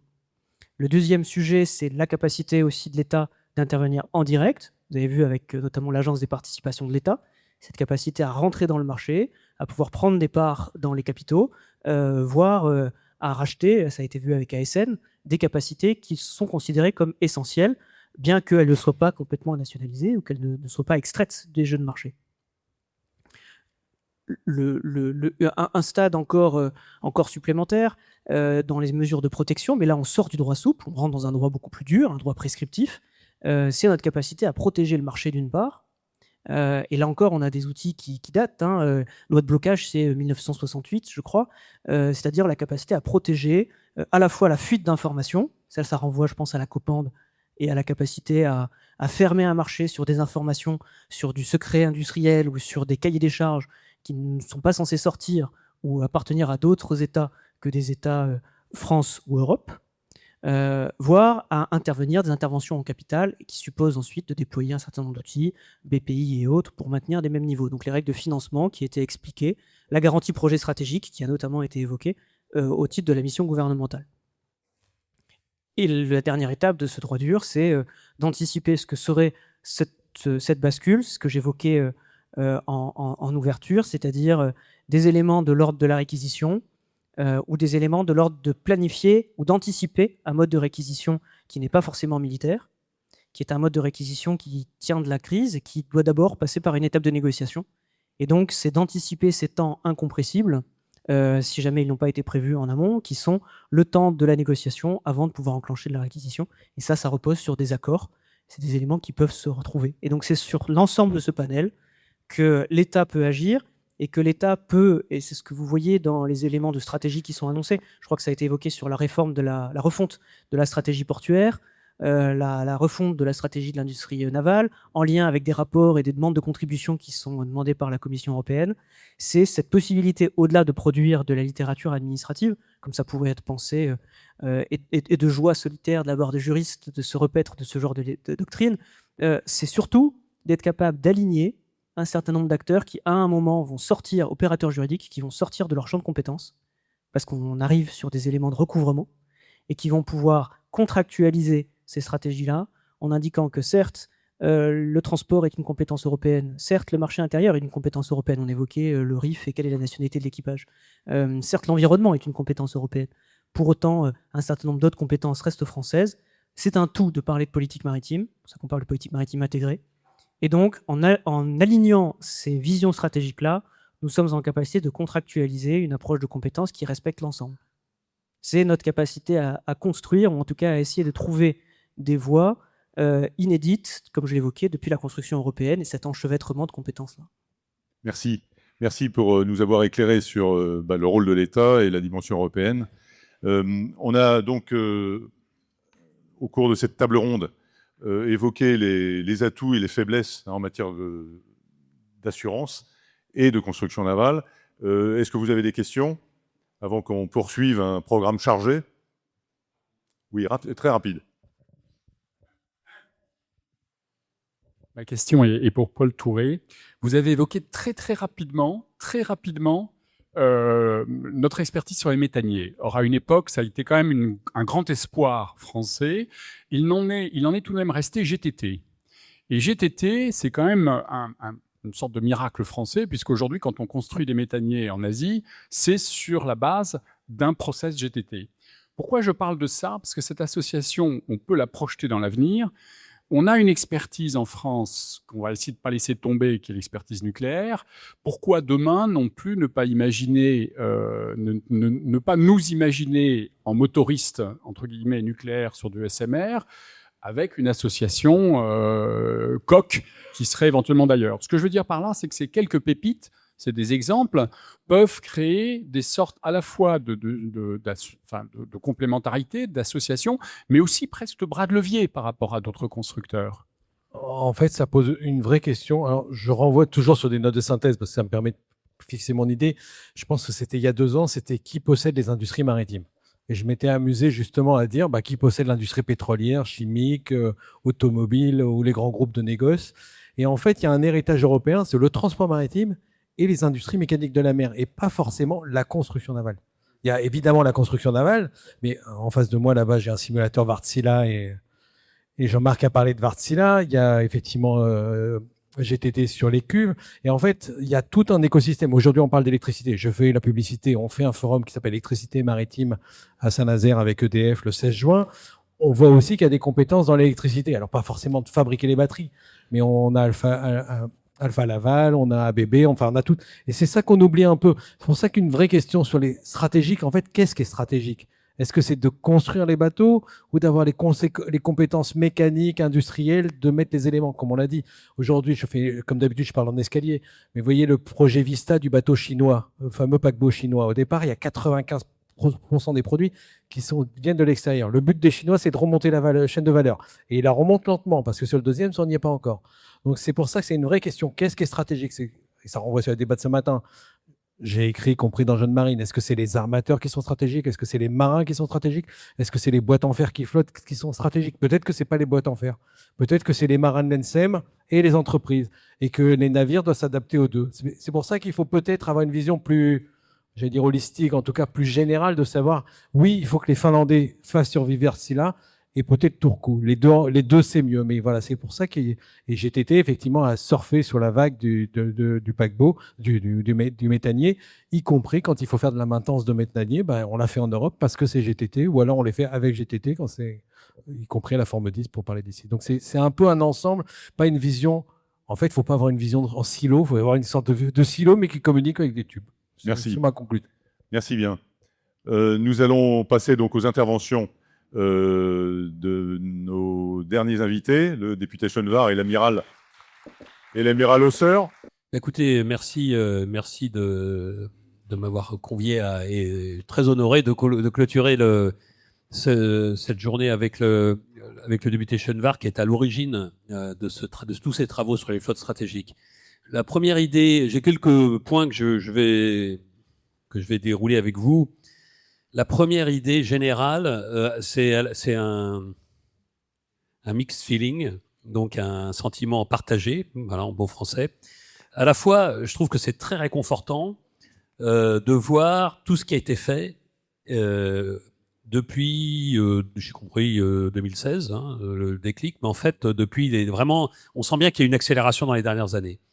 Moi, ça fait 40 ans que je suis dans les enjeux de stratégie, puisque je suis rentré à l'école navale en 81, et ça fait 8 ans que je suis à la tête d'un think tank qui regarde le monde et qui voit le sol se dérober sous nos pieds. Ce qu'il faut, donc c'est l'idée force que je voudrais faire passer, mais je pense qu'elle transparaît dans tout ce qu'on a dit. Le sol se dérobe sous nos pieds. Ce qui est en train de se passer, on le sentait les craquements venir depuis longtemps, pour ceux qui s'intéressent à la question. Mais là, le chef d'état-major des armées, il a une expression dans sa première intervention devant la commission de la défense, tu devais y être, mon cher Yannick, il a dit « ça craque de toutes parts ». Et c'était il y a 18 mois. Mais bien sûr que ça craque de toutes parts, et on le sent bien. Et ce qui est, dans le cas qui nous intéresse aujourd'hui, ce qui est intéressant, c'est qu'on a fait beaucoup de choses pour commencer à s'adapter. Mais ça, c'est là mon côté moins positif, c'est que ça craque tellement vite autour de nous qu'on court derrière l'événement. Et je pense qu'il faut avoir conscience de ça. On est structurellement dans un monde qui est en pleine rupture, en pleine fracturation, après 200 ans de convergence vers un modèle occidental qui était le nôtre. Et donc on est pris à revers de toutes parts. Donc Mandon dit ça craque de toutes parts, moi je dis on est pris à revers de toutes parts. C'est-à-dire qu'à chaque fois, c'est quasiment toujours par l'arrière qu'on se fait attaquer. C'est-à-dire que tout ce qu'on avait planifié est en train de s'inverser. Et donc il faut, c'est un énorme défi. Alors on a parlé du Covid qui a été une première alerte, c'est pour ça que l'accélération s'est faite dans l'Ukraine, le Golfe. Mais moi je peux vous assurer, c'est pas fini, ça va non seulement, ce n'est que le début, mais en plus ça va s'accentuer. Donc, le GAREX garantit des risques exceptionnels, mais ça va devenir de moins en moins exceptionnel. Donc, il faut se mettre dans un environnement intellectuel dans lequel, puisqu'on parle de sécurité maritime et de stratégie maritime et de sécurisation des flux maritimes et des approvisionnements, etc., la mise en danger de tout ça sera la norme. La norme. Donc, c'est mon premier point. À la fois, on est sur la bonne voie, mais il faut accélérer. Et très vite, très vite. Je peux vous assurer que moi, par ma fonction de directeur d'un think tank, je passe mon temps à discuter avec des think tanks, des gens qui réfléchissent partout, parce que comme je suis pas plus malin qu'un autre, l'intérêt, c'est de confronter des idées, et si possible, pas des gens qui ont fait l'école navale, qui sont en France ou qui sont européens. Donc, je discute avec des Turcs, des Israéliens, des Indiens, des Finlandais, des Marocains, etc. Et en fait, tout le monde dit ça, hein. Tout le monde dit ça pète de toutes parts. Tout le monde dit le nouveau monde est arrivé, on ne sait pas lequel, on ne sait pas où ça va aller. Tout ce qu'on sait, c'est que c'est pas l'ancien et qu'on ne reviendra pas en arrière. Mais je peux vous assurer que beaucoup disent c'est une super opportunité pour nous. Ils font le même constat que nous, mais simplement ils se passent leur temps à dire chouette, c'est notre heure, c'est notre moment. Et c'est la fin des Européens et c'est la fin des Français. Donc comme nous, évidemment, on court pour nous, c'est important d'avoir ça en tête. Deuxième idée, alors j'espère qu'elles sont cohérentes entre elles parce que c'est des notes que j'ai prises au fil de l'eau, et ça va en ligne avec ça. On rentre dans un monde de violence, de rapport de force, ou débridé, on va dire ça comme ça. Voilà. Toutes les normes, tout ce qu'on avait mis en place, qui était d'ailleurs très confortable pour nous puisqu'on était aux manettes. Donc quand on est riche, on n'a aucune envie de la violence, puisqu'on peut tout avoir par l'argent et par la norme, c'est nous qui faisons les lois. Aujourd'hui, c'est le monde s'est inversé, donc on fait plus la loi. Et quand on dit on fait du droit et on fait la loi, les gens disent on s'en fiche, nous on fait des flottes fantômes et puis on se débrouille. Et puis qu'est-ce que t'en dis ? Tu dis rien. Voilà, c'est comme ça. Et ils nous mettent devant le fait accompli en permanence. Cette insécurisation qui est doublée du fait que nous avons forcément, puisque c'était la fin de l'histoire et qu'il n'y a plus de violence et qu'on était éternellement les maîtres, on a diffusé notre technologie et notre savoir-faire, notamment en termes d'armes, en termes de capacité, à tout le monde. Donc les Houthis aujourd'hui ont diminué par 2 le trafic maritime en mer Rouge. Et les Houthis, franchement, c'était même pas un pays. Donc qui aurait dit il y a 15 ans que les Houthis allaient bloquer la moitié du trafic en mer Rouge ? Les Ukrainiens n'ont pas de marine, ils ont mis la marine russe à quai, etc., etc. Donc vous savez ça très bien. Ça ne va pas s'arrêter. Ça ne va pas s'arrêter. Ça veut dire que les bateaux de la marine marchande qui vont naviguer, ils vont naviguer dans des mers de plus en plus hostiles, avec des risques de plus en plus forts, et ne croyez pas que vous aurez une frégate de la Marine nationale à côté de vous pour assurer votre sécurité.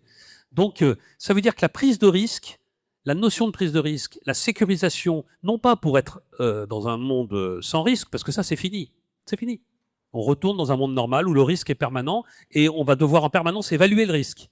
Évaluer le risque, c'est pas faire n'importe quoi. C'est pondérer, c'est regarder, c'est minimiser, c'est prendre des mesures qui permettent de vivre dans un monde un peu plus risqué. Et je pense que il se trouve que la FMES, qui d'ailleurs dans quelques semaines s'appellera la Fondation pour la maîtrise des enjeux stratégiques, parce que la FMES, elle vit dans le monde, et comme le monde change, et ben, elle s'adapte à ce monde, et donc vous avez compris que les enjeux stratégiques, ils sont pas que méditerranéens, évidemment, et ils sont partout un peu les mêmes, même si, bien sûr, la Méditerranée a ses spécificités, et qu'on est au bord de la Méditerranée, et très fier de l'être. Mais vous avez compris pourquoi on a changé de nom, c'était quand même, ça avait beaucoup de sens. Eh bien, on est de plus en plus sollicité par des gens du monde maritime qui s'occupent de sécurité maritime, parce qu'ils perçoivent très concrètement, mais comme beaucoup d'entre vous, et comme ça a été dit ce matin, ce que je viens de dire sur la vulnérabilité structurelle. Structurelle, c'est pas un mauvais moment à passer, hein. C'est pour 50 ans.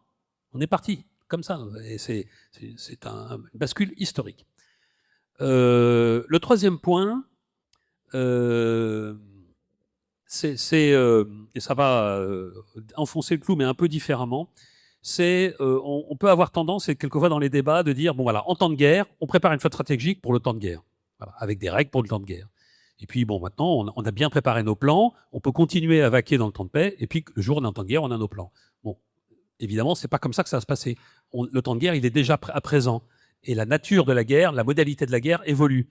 Donc c'est l'ancien chef d'état-major des armées, pour dire que voilà, j'ai des références, il disait le temps de paix, crise, guerre est fini. Maintenant, c'est le temps de la compétition, de la contestation et de la confrontation. Et on peut avoir simultanément, vous aurez une confrontation là, et puis là une compétition avec les mêmes acteurs d'ailleurs, les mêmes acteurs. C'est-à-dire que la personne avec qui vous dialoguez, vous faites du commerce, il vous tire dessus. Et en même temps, il négocie avec vous le réchauffement climatique ou la lutte contre la prochaine pandémie. Le même acteur. Les Ukrainiens ont acheté du gaz russe jusqu'à l'année dernière. Et donc les Russes ont vendu du gaz aux Ukrainiens jusqu'à l'année dernière. Donc les deux pays étaient en guerre. Ils savaient très bien qu'avec ça, ils faisaient la guerre à l'autre. C'est ce monde-là qu'il faut prendre en compte. Et donc, on est déjà dans la situation. On a parlé tout à l'heure, il y a quelqu'un qui a évoqué le stade de défense. Yannick, tu seras bien plus qu'avec moi pour le dire, mais c'est lors de c'est la dernière adaptation de l'État français qui essaye, et je crois que c'est en train de se mettre en place, qui essaye c'est un peu comme Vigipirate, mais un Vigipirate global, dans tous les domaines. Les hôpitaux, les transports, enfin bon, tu le diras mieux que moi, mais la réserve, etc. Qui permettra justement de graduer pour le pays, pour le théâtre national, pour nous, pour notre population, les différents niveaux de résistance qu'il faut avoir. Ben, je pense que ça caractérise très bien ce que je dis. Sur le marché et la guerre, on va faire du commerce, il y aura des logiques de marché et des logiques de guerre qui vont cohabiter. Et ça demande quand même un petit défi intellectuel. Je pense que derrière ça, et on est français, on est donc à l'aise dans le colbertisme, et c'est très bien, parce que c'est souvent comme ça qu'on pousse, on réglemente. Et on a beaucoup parlé de réglementation. Oui, j'accélère, hein, je tiens mon... Ah bon, pardon. On a beaucoup parlé de réglementation. C'est très bien. C'est très bien. Mais les Ukrainiens nous l'ont appris, face à la mort, personne ne veut mourir, hein, et surtout violemment. Donc l'intelligence se met en marche dès qu'on commence à réaliser qu'il y a un risque.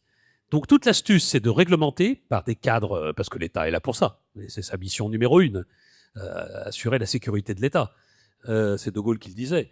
Mais laisser de la souplesse pour que les initiatives, par le bas, viennent régler les problèmes. Parce que ce n'est pas l'État qui va régler des problèmes aussi complexes, aussi structurels, qui couvrent autant d'aspects. Donc il faut encadrer, donner un cadre. C'est toute la difficulté du politique aujourd'hui, c'est donner un cadre et laisser à l'intérieur la machine s'adapter. C'est comme ça que les Ukrainiens sont en train, en tout cas, n'ont pas perdu la guerre, et un jour peut-être la gagneront. C'est bien pour ça, c'est grâce à ces initiatives individuelles, quand les gens ont bien compris qu'ils allaient peut-être mourir. Parce que c'est ça tout le défi actuellement dans notre société à nous. Et donc je viens sur les RH, qui a été beaucoup évoqué à la première table ronde, et je crois que c'est un énorme sujet. Derrière ça, il y a des hommes et des femmes, il y a des êtres humains, il y a des citoyens, Et comme on change de monde, et c'est vraiment compliqué, il y a un changement de logiciel intellectuel, de compréhension du monde. On a 80 ans de paix, de stabilité, de prospérité. Gérard Chaliand, qui est un grand géopolitologue, qui a fait une de ses dernières conférences avant de mourir à la FMES, elle est sur notre site en accès libre, comme tout ce qu'on publie, n'hésitez pas à y aller, qui est quelqu'un qui avait été dans tous les maquis Viet Cong et Nicaragua de temps de sa jeunesse, et puis en vieillissant, et bon, il avait réalisé que tout ça était un peu... Enfin, il avait une vraie expérience de la guerre. Et il dit dans sa conférence, vous pouvez le voir, 90 ans de paix et de prospérité rend couard.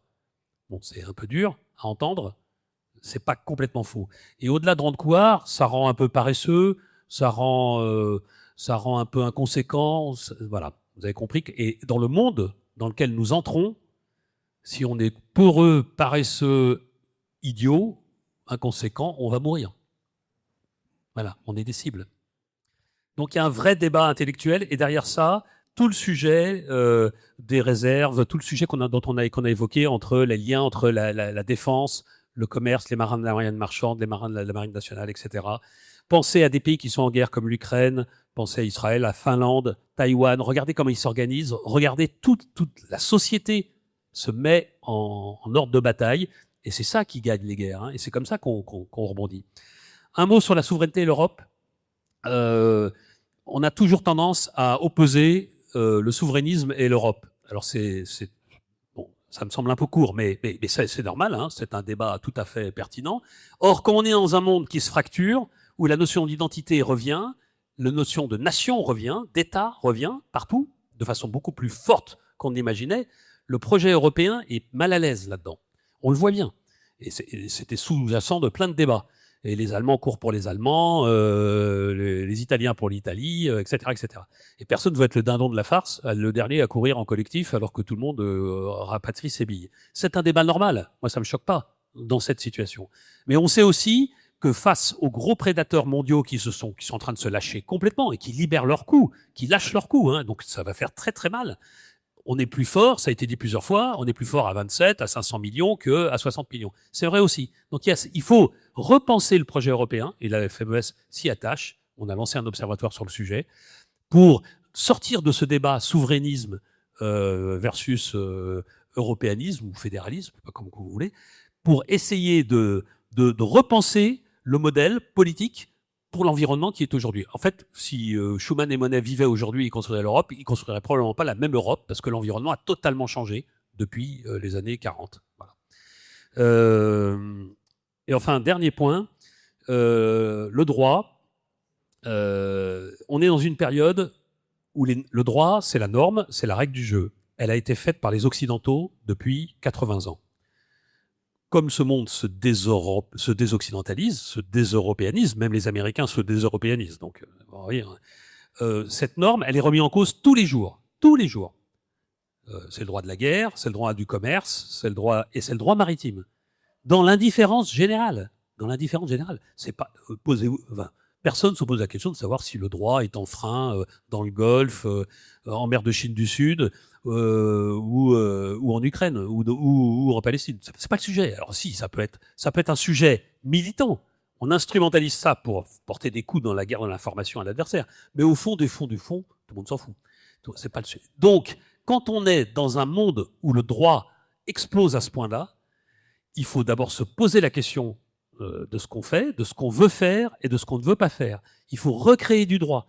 Les militaires le savent bien, quand on emplafonne une règle, la première chose que fait le commandant quand il dit on va emplafonner la règle, c'est ma nouvelle règle, elle est là. Donc ok, on va s'affranchir de la règle, mais je vous donne une nouvelle règle. Parce que sinon, c'est le chaos et on ne peut pas s'en sortir. Cette notion de droit est assez importante. Voilà, vous avez compris, en tout cas, le message que je voulais faire passer. Nous sommes collectivement confrontés à un défi intellectuel majeur. Le monde dans lequel nous sommes déjà rentrés est un monde qui n'a rien à voir avec celui qu'on a connu, que moi j'ai connu de toute ma vie, et que mes parents ont connu déjà. Donc vous voyez, ça fait comme 2 générations, et donc il va falloir faire preuve d'imagination, d'intelligence, de courage, toutes choses que nous avons largement, il n'y a pas de problème, et que nos grands-parents avaient, et qu'il va falloir retrouver. Et c'est pour ça je crois qu'il y a de la place pour un think tank, comme la FMES, mais il y en a plein d'autres, réfléchir à ça. Et donc, je vous remercie une fois encore, je te remercie de cette invitation, parce que on a encore beaucoup de pain sur notre planche. Merci beaucoup. Merci Amiral. Yannick Chenevard, tout ça, c'est un peu grâce à vous. On a parlé de pas mal de sujets quand même. On a parlé RH, comme vous le disiez, on a parlé construction, on a parlé souveraineté, on a parlé de la Chine, on a parlé de la Finlande, il y a quand même énormément de sujets qui se mélangent. Ça fait 2 ans que votre rapport est sorti, 3 ans. Comment le voyez-vous évoluer et comment vous pouvez conclure cette journée sur les sujets qu'on a évoqués? D'abord, je voudrais remercier le NSM et Jeunes Marines d'avoir mis au cœur de nos travaux le sujet flotte stratégique. L'amiral Hausseur vient de faire une description qui doit nous rappeler que nous avons 2 alternatives. Soit nous sommes à table, soit nous sommes au menu. Pour le coup, je crois qu'on n'a pas du tout l'intention d'être au menu. Mais on voit bien, d'abord, que les empires sont de retour, qu'il s'agisse de l'empire américain, qu'il s'agisse de l'empire chinois, j'y reviendrai, qu'il s'agisse même de la Turquie, qui a aujourd'hui un certain nombre d'ambitions. Et au milieu de cet ensemble-là, eh bien, il y a l'Europe. C'est pas inintéressant de revenir un peu en arrière et de se rappeler pourquoi nous sommes ce que nous sommes. Et il y a un peu plus de 500 ans, la Chine avait une marine extrêmement puissante, avec un amiral, Zhang He, à la tête vraiment d'une flotte puissante.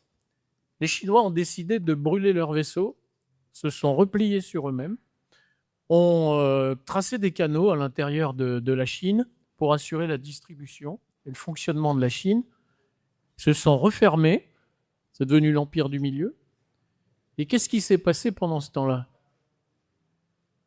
L'Occident, l'Europe en particulier, rappelez-vous les dates, a commencé à découvrir un certain nombre de choses. On a même été jusqu'au traité de Tordesillas, vous savez, le partage entre les puissances maritimes de l'époque, ce qui nous rappelle d'ailleurs qu'en termes de droit, si vous n'êtes pas fort, c'est pas la peine de croire au droit. Donc, pourquoi je dis ça? Parce que nous sommes effectivement dans cette situation-là. Alors aujourd'hui, où est-ce qu'en est le sujet flotte stratégique et comment avons-nous évolué après ces 3 années? D'abord, c'est important de dire que nous avons déjà réalisé 77% des recommandations de mon rapport. Et je voudrais vraiment préciser qu'il y a ici 2 personnes qui y ont participé activement, François Lambert et Fabien Schaeffer, qui est intervenu, qui ont participé activement à nos travaux. Que l'objectif était évidemment de faire simple, de ne pas créer un nouveau texte de loi, de ne pas engager de dépenses supplémentaires et de faire quelque chose qui soit directement applicable. Je crois pouvoir dire qu'on n'est pas loin d'atteindre le but. On n'est pas loin d'atteindre le but, mais j'ai entendu tout à l'heure, en fonction des intervenants, aussi un pessimisme sur certains secteurs. Et c'est bien normal. Car il y a 3 ans, j'entendais sur le sujet flotte stratégique la même chose que je peux entendre aujourd'hui sur l'effort européen, sur lequel je vais revenir, puisqu'en fait, une des recommandations du rapport, la numéro 7, correspond à ce qui s'est passé il n'y a pas très très longtemps à l'échelle européenne sur la communication de la Commission européenne du 4 mars sur la stratégie portuaire et la stratégie de construction navale et de réparation navale à l'échelle européenne. Ça me paraît fondamental.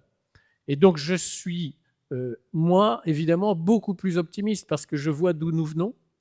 Je sais quelle est la direction dans laquelle nous allons et je vois que petit à petit, en particulier à l'échelle européenne, tout à l'heure il a été évoqué le SIEG, ben oui, le SIEG, service d'intérêt économique général, ben ça permet de flécher directement, sans passer par de l'appel d'offres, une stratégie, y compris une stratégie pour désigner un chantier pour assurer la réparation ou l'entretien de bateaux dont on peut considérer qu'ils pourraient être de nature, etc.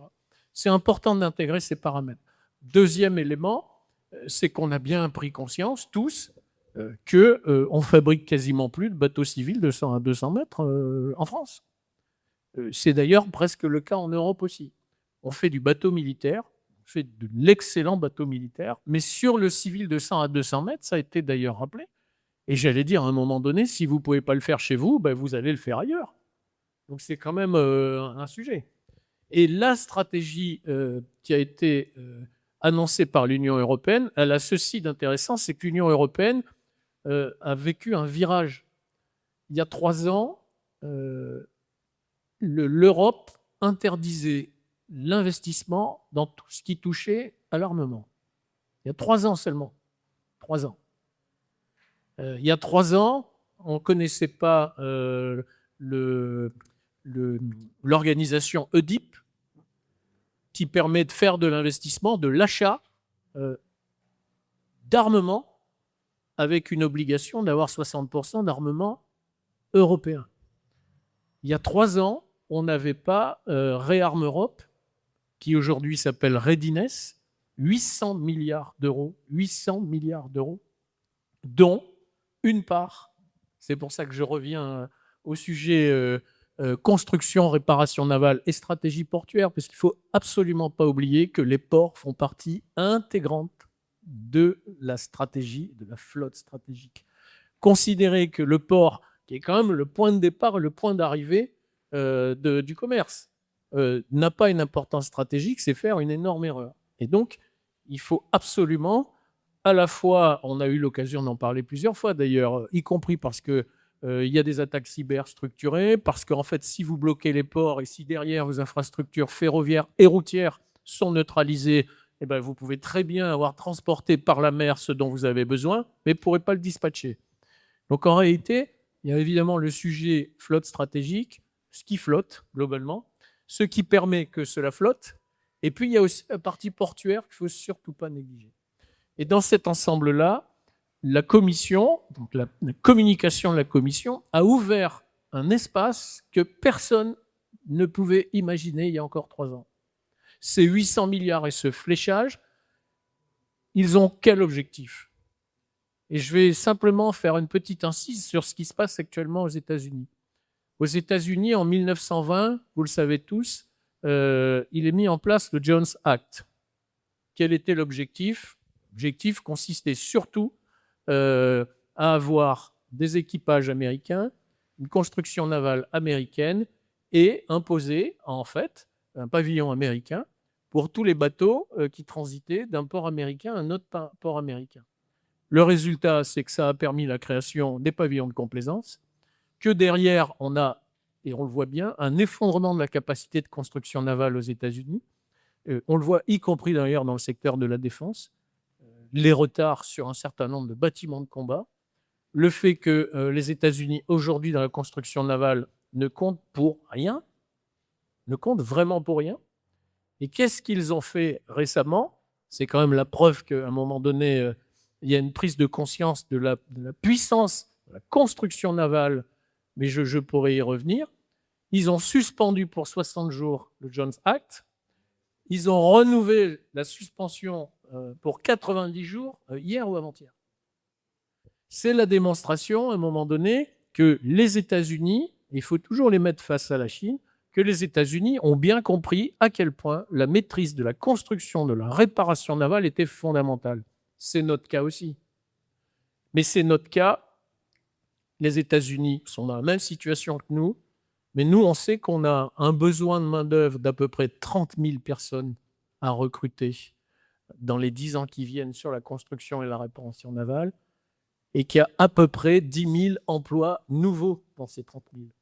Donc le sujet, il est identifié, la formation est la clé de nos dispositifs. Et si vous ajoutez le financement européen, je peux donner quelques exemples, hein, je vais y revenir, mais le financement européen et la capacité d'accompagner nos armateurs sur des projets de cette nature, moi je reste convaincu que dans quelques années, et là il faut aller très vite, Pascal Hausseur l'a rappelé, l'ISCOR est en marche. et on regarde passer les trains où on est à l'intérieur. Hein. Donc l'histoire est en marche, il faut aller très vite. Et là, pour le coup, l'Union européenne, qui est une espèce de scolopendre qui avance très lentement, mais c'est un peu comme une tortue. Finalement, le temps de vous retourner, la tortue, elle est en train d'avancer et je trouve qu'elle avance très vite en ce moment. Donc je reste optimiste là-dessus. Je reste très optimiste. On a aussi évoqué la flotte sous pavillon et la flotte contrôlée. Là aussi, je vais juste vous donner quelques chiffres, ils ne sont pas inintéressants. Et ça démontre que nous sommes loin d'être mauvais. Et c'est pour ça que quand on a des atouts, il faut les conforter, il faut que les fondations soient solides et qu'on continue à avancer et être inventif. Sur la flotte sous pavillon, 206 navires aux États-Unis. 206. C'est ridicule. 1171 contrôlés. La Chine, 4931 navires sous pavillon. 8280 navires, flotte contrôlée. L'Europe, 6534 navires sous pavillon d'un État de l'Union européenne. 12 459 sous flotte contrôlée. La réalité, c'est bien celle-là. Donc, quand on a ces indicateurs-là, on ne doit pas regarder les autres en se disant ils font mieux que nous. On est bon. Il faut donc continuer à être bon.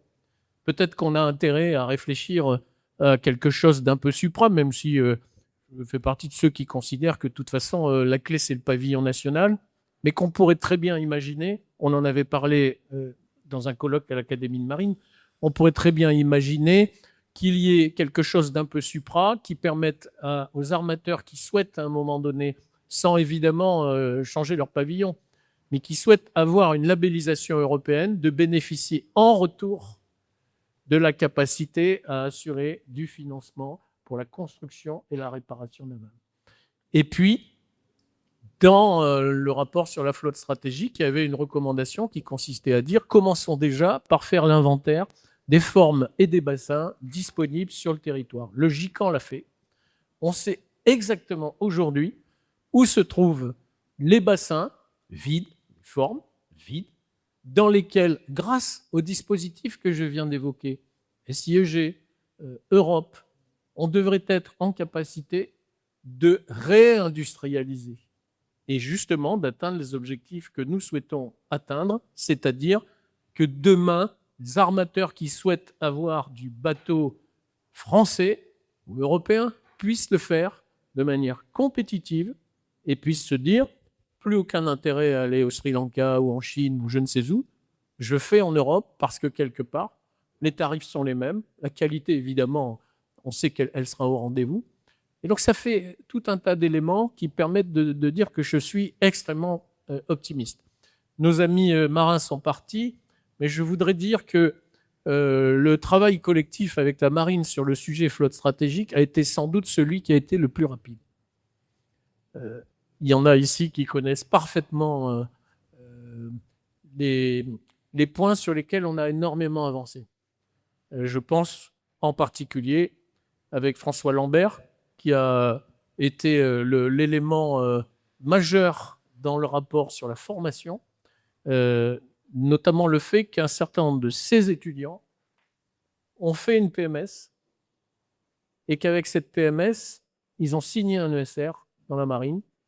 Par exemple, au Mika Center, dont on a parlé, il y en a 17 qui sont aujourd'hui sous ESR. Donc on a avancé à grande vitesse. L'état-major est fan de ces dispositifs. François le sait bien, puisqu'en fait, il travaille assez régulièrement, en particulier avec l'école navale, puisqu'en fait, François siège dans le conseil d'administration de l'école navale et l'amiral siège à l'ENSM. Tout ça démontre que quand on veut, on peut. Il faut avoir l'envie. Et surtout, ne pas être pessimiste. Le syndrome du pessimiste, dérouler toutes les raisons qui font qu'on ne peut pas faire, c'est une perte de temps. Moi, je le dis souvent, non pas à mes équipes, parce qu'il y a longtemps qu'elles ne me donnent pas les éléments pour ne pas faire. Elles cherchent les éléments pour qu'on puisse faire. Mais ce syndrome qui consiste à dire on ne peut pas, pour ça, la perte de temps, la perte d'énergie, eh ben, il faut la mettre pour le je sais faire, je vais faire et on va y arriver. Voilà pourquoi je dis que, en clôture, on a aujourd'hui un sujet flotte stratégique qui accompagne une évolution du monde. Cette évolution, Pascal l'a dit, elle doit nous servir de détonateur, elle doit nous réveiller. Et puis, en finale, se souvenir de ce que disait Mahan. D'abord, il y a la mer et ensuite la terre posée dessus. Une fois qu'on a compris ça, si on rajoute sur le plan opérationnel la jeune école avec l'amiral Aube, qui a expliqué dès la fin du 19e qu'on n'avait pas forcément besoin d'avoir des moyens gigantesques pour mettre en demeure la plus grande marine de l'époque, qui était la marine britannique, et c'est pour ça que Aube, marine française, réfléchissait à cela. On a la traduction de ce qui est possible, par exemple, dans le Golfe, aujourd'hui, où finalement, vous faites croire que vous allez, ou que vous avez miné, vous avez des mini-bateaux qui font 5-6 mètres pour attaquer des gros bateaux, etc. Pourquoi je veux prendre cet exemple? Tout simplement pour dire qu'avec de l'intelligence, du bon sens, et pas forcément des robinets financiers ouverts, intelligence, bon sens, envie de faire, on y arrive. Et donc, le sujet flotte stratégique, il est vraiment dans le bon cap. J'allais dire, il est en route, il est en avant-toute. Il est en avant-toute. Voilà, merci. Alors, merci Yannick Chenevard. On retiendra quand même qu'on a déjà fait 77% du chemin. On retiendra aussi qu'on a une très belle coopération marine nationale, marine marchande, et une réelle convergence des horizons. Donc, plutôt pas mal d'espoir. J'aimerais passer le micro à Dominique Follu, puisque si la revue Jeune Marine est passée au 100% numérique, on n'a pas oublié le papier, et on en fait de plus en plus du papier. C'est même assez lourd à transporter. Et Dominique vient de sortir son ouvrage sur le front atlantique. Et donc, je vais vous laisser l'honneur de le présenter. Et évidemment, on va l'offrir à chacun de nos panélistes. Bonjour à tous. Merci de m'accueillir parmi vous aujourd'hui. Merci surtout à Émeric, à Hydrocontest, à l'UNSM, de clore cette journée par quelque chose d'un peu différent. Un livre, des dédicaces, et peut-être une ou deux questions que les tables rondes n'ont pas encore eu le temps d'ouvrir. Alors, je ne suis pas étranger à cette maison, l'UNSM. J'y ai exercé pendant plusieurs années les fonctions de directeur de la recherche. J'y ai vu des officiers se former, des programmes naître, des partenariats se construire, dans la friction parfois utile entre le monde académique, industriel et économique. J'y ai compris une chose que l'on n'apprend pas dans les grandes écoles généralistes, que la mer impose une culture de décision particulière. Pas l'incertitude des modèles, ça c'est plus ou moins maîtrisé, mais la vraie, celle des machines, des avaries, des routes qui changent en temps réel. Ceux qui passent par le NSM savent que signifie décider sans avoir toutes les données. C'est une compétence rare. C'est aussi celle qui manque souvent quand il s'agit de politique maritime européenne. Vous venez de travailler tout cet après-midi sur des sujets que je ne vais pas résumer. Vous les connaissez bien mieux que moi. Flotte stratégique, capacité industrielle, risque de conflit. L'amiral Hausser et Yannick Chenevard viennent de conclure et je ne reprends pas le fil. Je le prolonge autrement, depuis un endroit différent. Ce que j'ai entendu aujourd'hui nourrit directement ce que j'ai voulu écrire. Les mêmes enjeux, les mêmes tensions, la même conviction que la mer est redevenue un espace de confrontation que l'Europe ne peut plus se permettre d'ignorer. Le front atlantique se déroule entre 2030 et 2040 et 30 témoins racontent a posteriori une crise que l'Europe n'a pas vue venir. Pas une guerre déclarée, pas un front visible, une déstabilisation lente, fondée sur l'usure, de ce que personne ne regarde vraiment, les câbles sous-marins qui portent l'essentiel du trafic numérique mondial, les terminaux énergétiques dont dépend notre approvisionnement, les routes commerciales, et on le voit bien aujourd'hui, sur lesquelles repose discrètement une bonne part de notre quotidien. Une guerre sans déclaration formelle, une guerre que l'Europe n'a pas voulu mais qu'elle subit, parce qu'elle a trop longtemps regardé ailleurs. Alors on peut se poser la question, comment naît un livre comme celui-là? Pas d'un plan, d'une accumulation, d'une tension qui monte année après année, entre ce que l'on observe et ce que l'on n'arrive pas à faire entendre par les voies ordinaires. J'ai longtemps travaillé sur ces sujets depuis l'intérieur des institutions, l'ENSM, WIMEC, l'École centrale, le pôle mer Bretagne-Atlantique. J'ai rédigé des rapports, participé à des programmes européens, vu de près ce que produit une analyse rigoureuse quand elle reste sur l'étagère. Ce qui me manquait, ce n'était pas l'information. Elle existe, précise, souvent solide, argumentée, mais régulièrement ignorée. Ce qui manquait, c'était le récit. Ce qui fait qu'une réalité abstraite, la vulnérabilité des infrastructures critiques marines et maritimes, devient soudainement concrète pour quelqu'un qui n'a pas passé 20 ans dans le secteur. J'ai donc fait un choix de forme, pas un essai de plus, pas une étude prospective supplémentaire. Un roman construit comme une enquête rétrospective avec 30 voix, 30 regards, 30 façons d'habiter le même problème. Un amiral qui a vu les signaux s'accumuler sans que personne n'accepte de les lire pour ce qu'ils étaient. Une chercheuse en influence qui voit la guerre cognitive s'installer avant même que les câbles ne lâchent. Un diplomate français à l'OTAN qui tient un journal intime et regarde un système d'alliance se défaire lentement.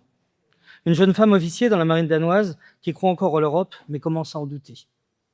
Ce parti pris n'est pas un choix littéraire pour le plaisir, c'est une conviction.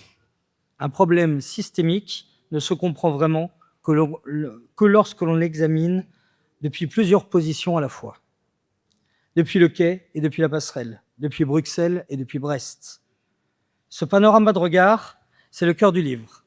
Restituer la complexité d'un monde où personne ne voit tout et où c'est précisément cela qui est dangereux.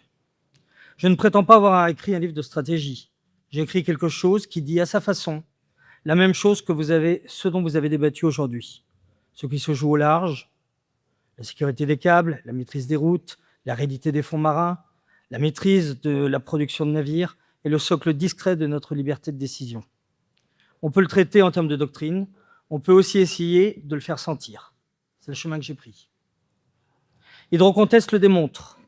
Quand on confronte de jeunes ingénieurs à la mer, ils apprennent plus vite que n'importe quel cours magistral ce que signifie la contrainte réelle. C'est peut-être là que commence aussi la culture maritime dont l'Europe a besoin.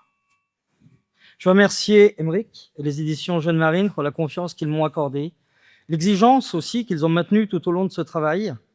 Je remercie aussi Hervé Moulinier, dont la préface donne au livre une profondeur que je n'aurais pas su lui donner tout seul.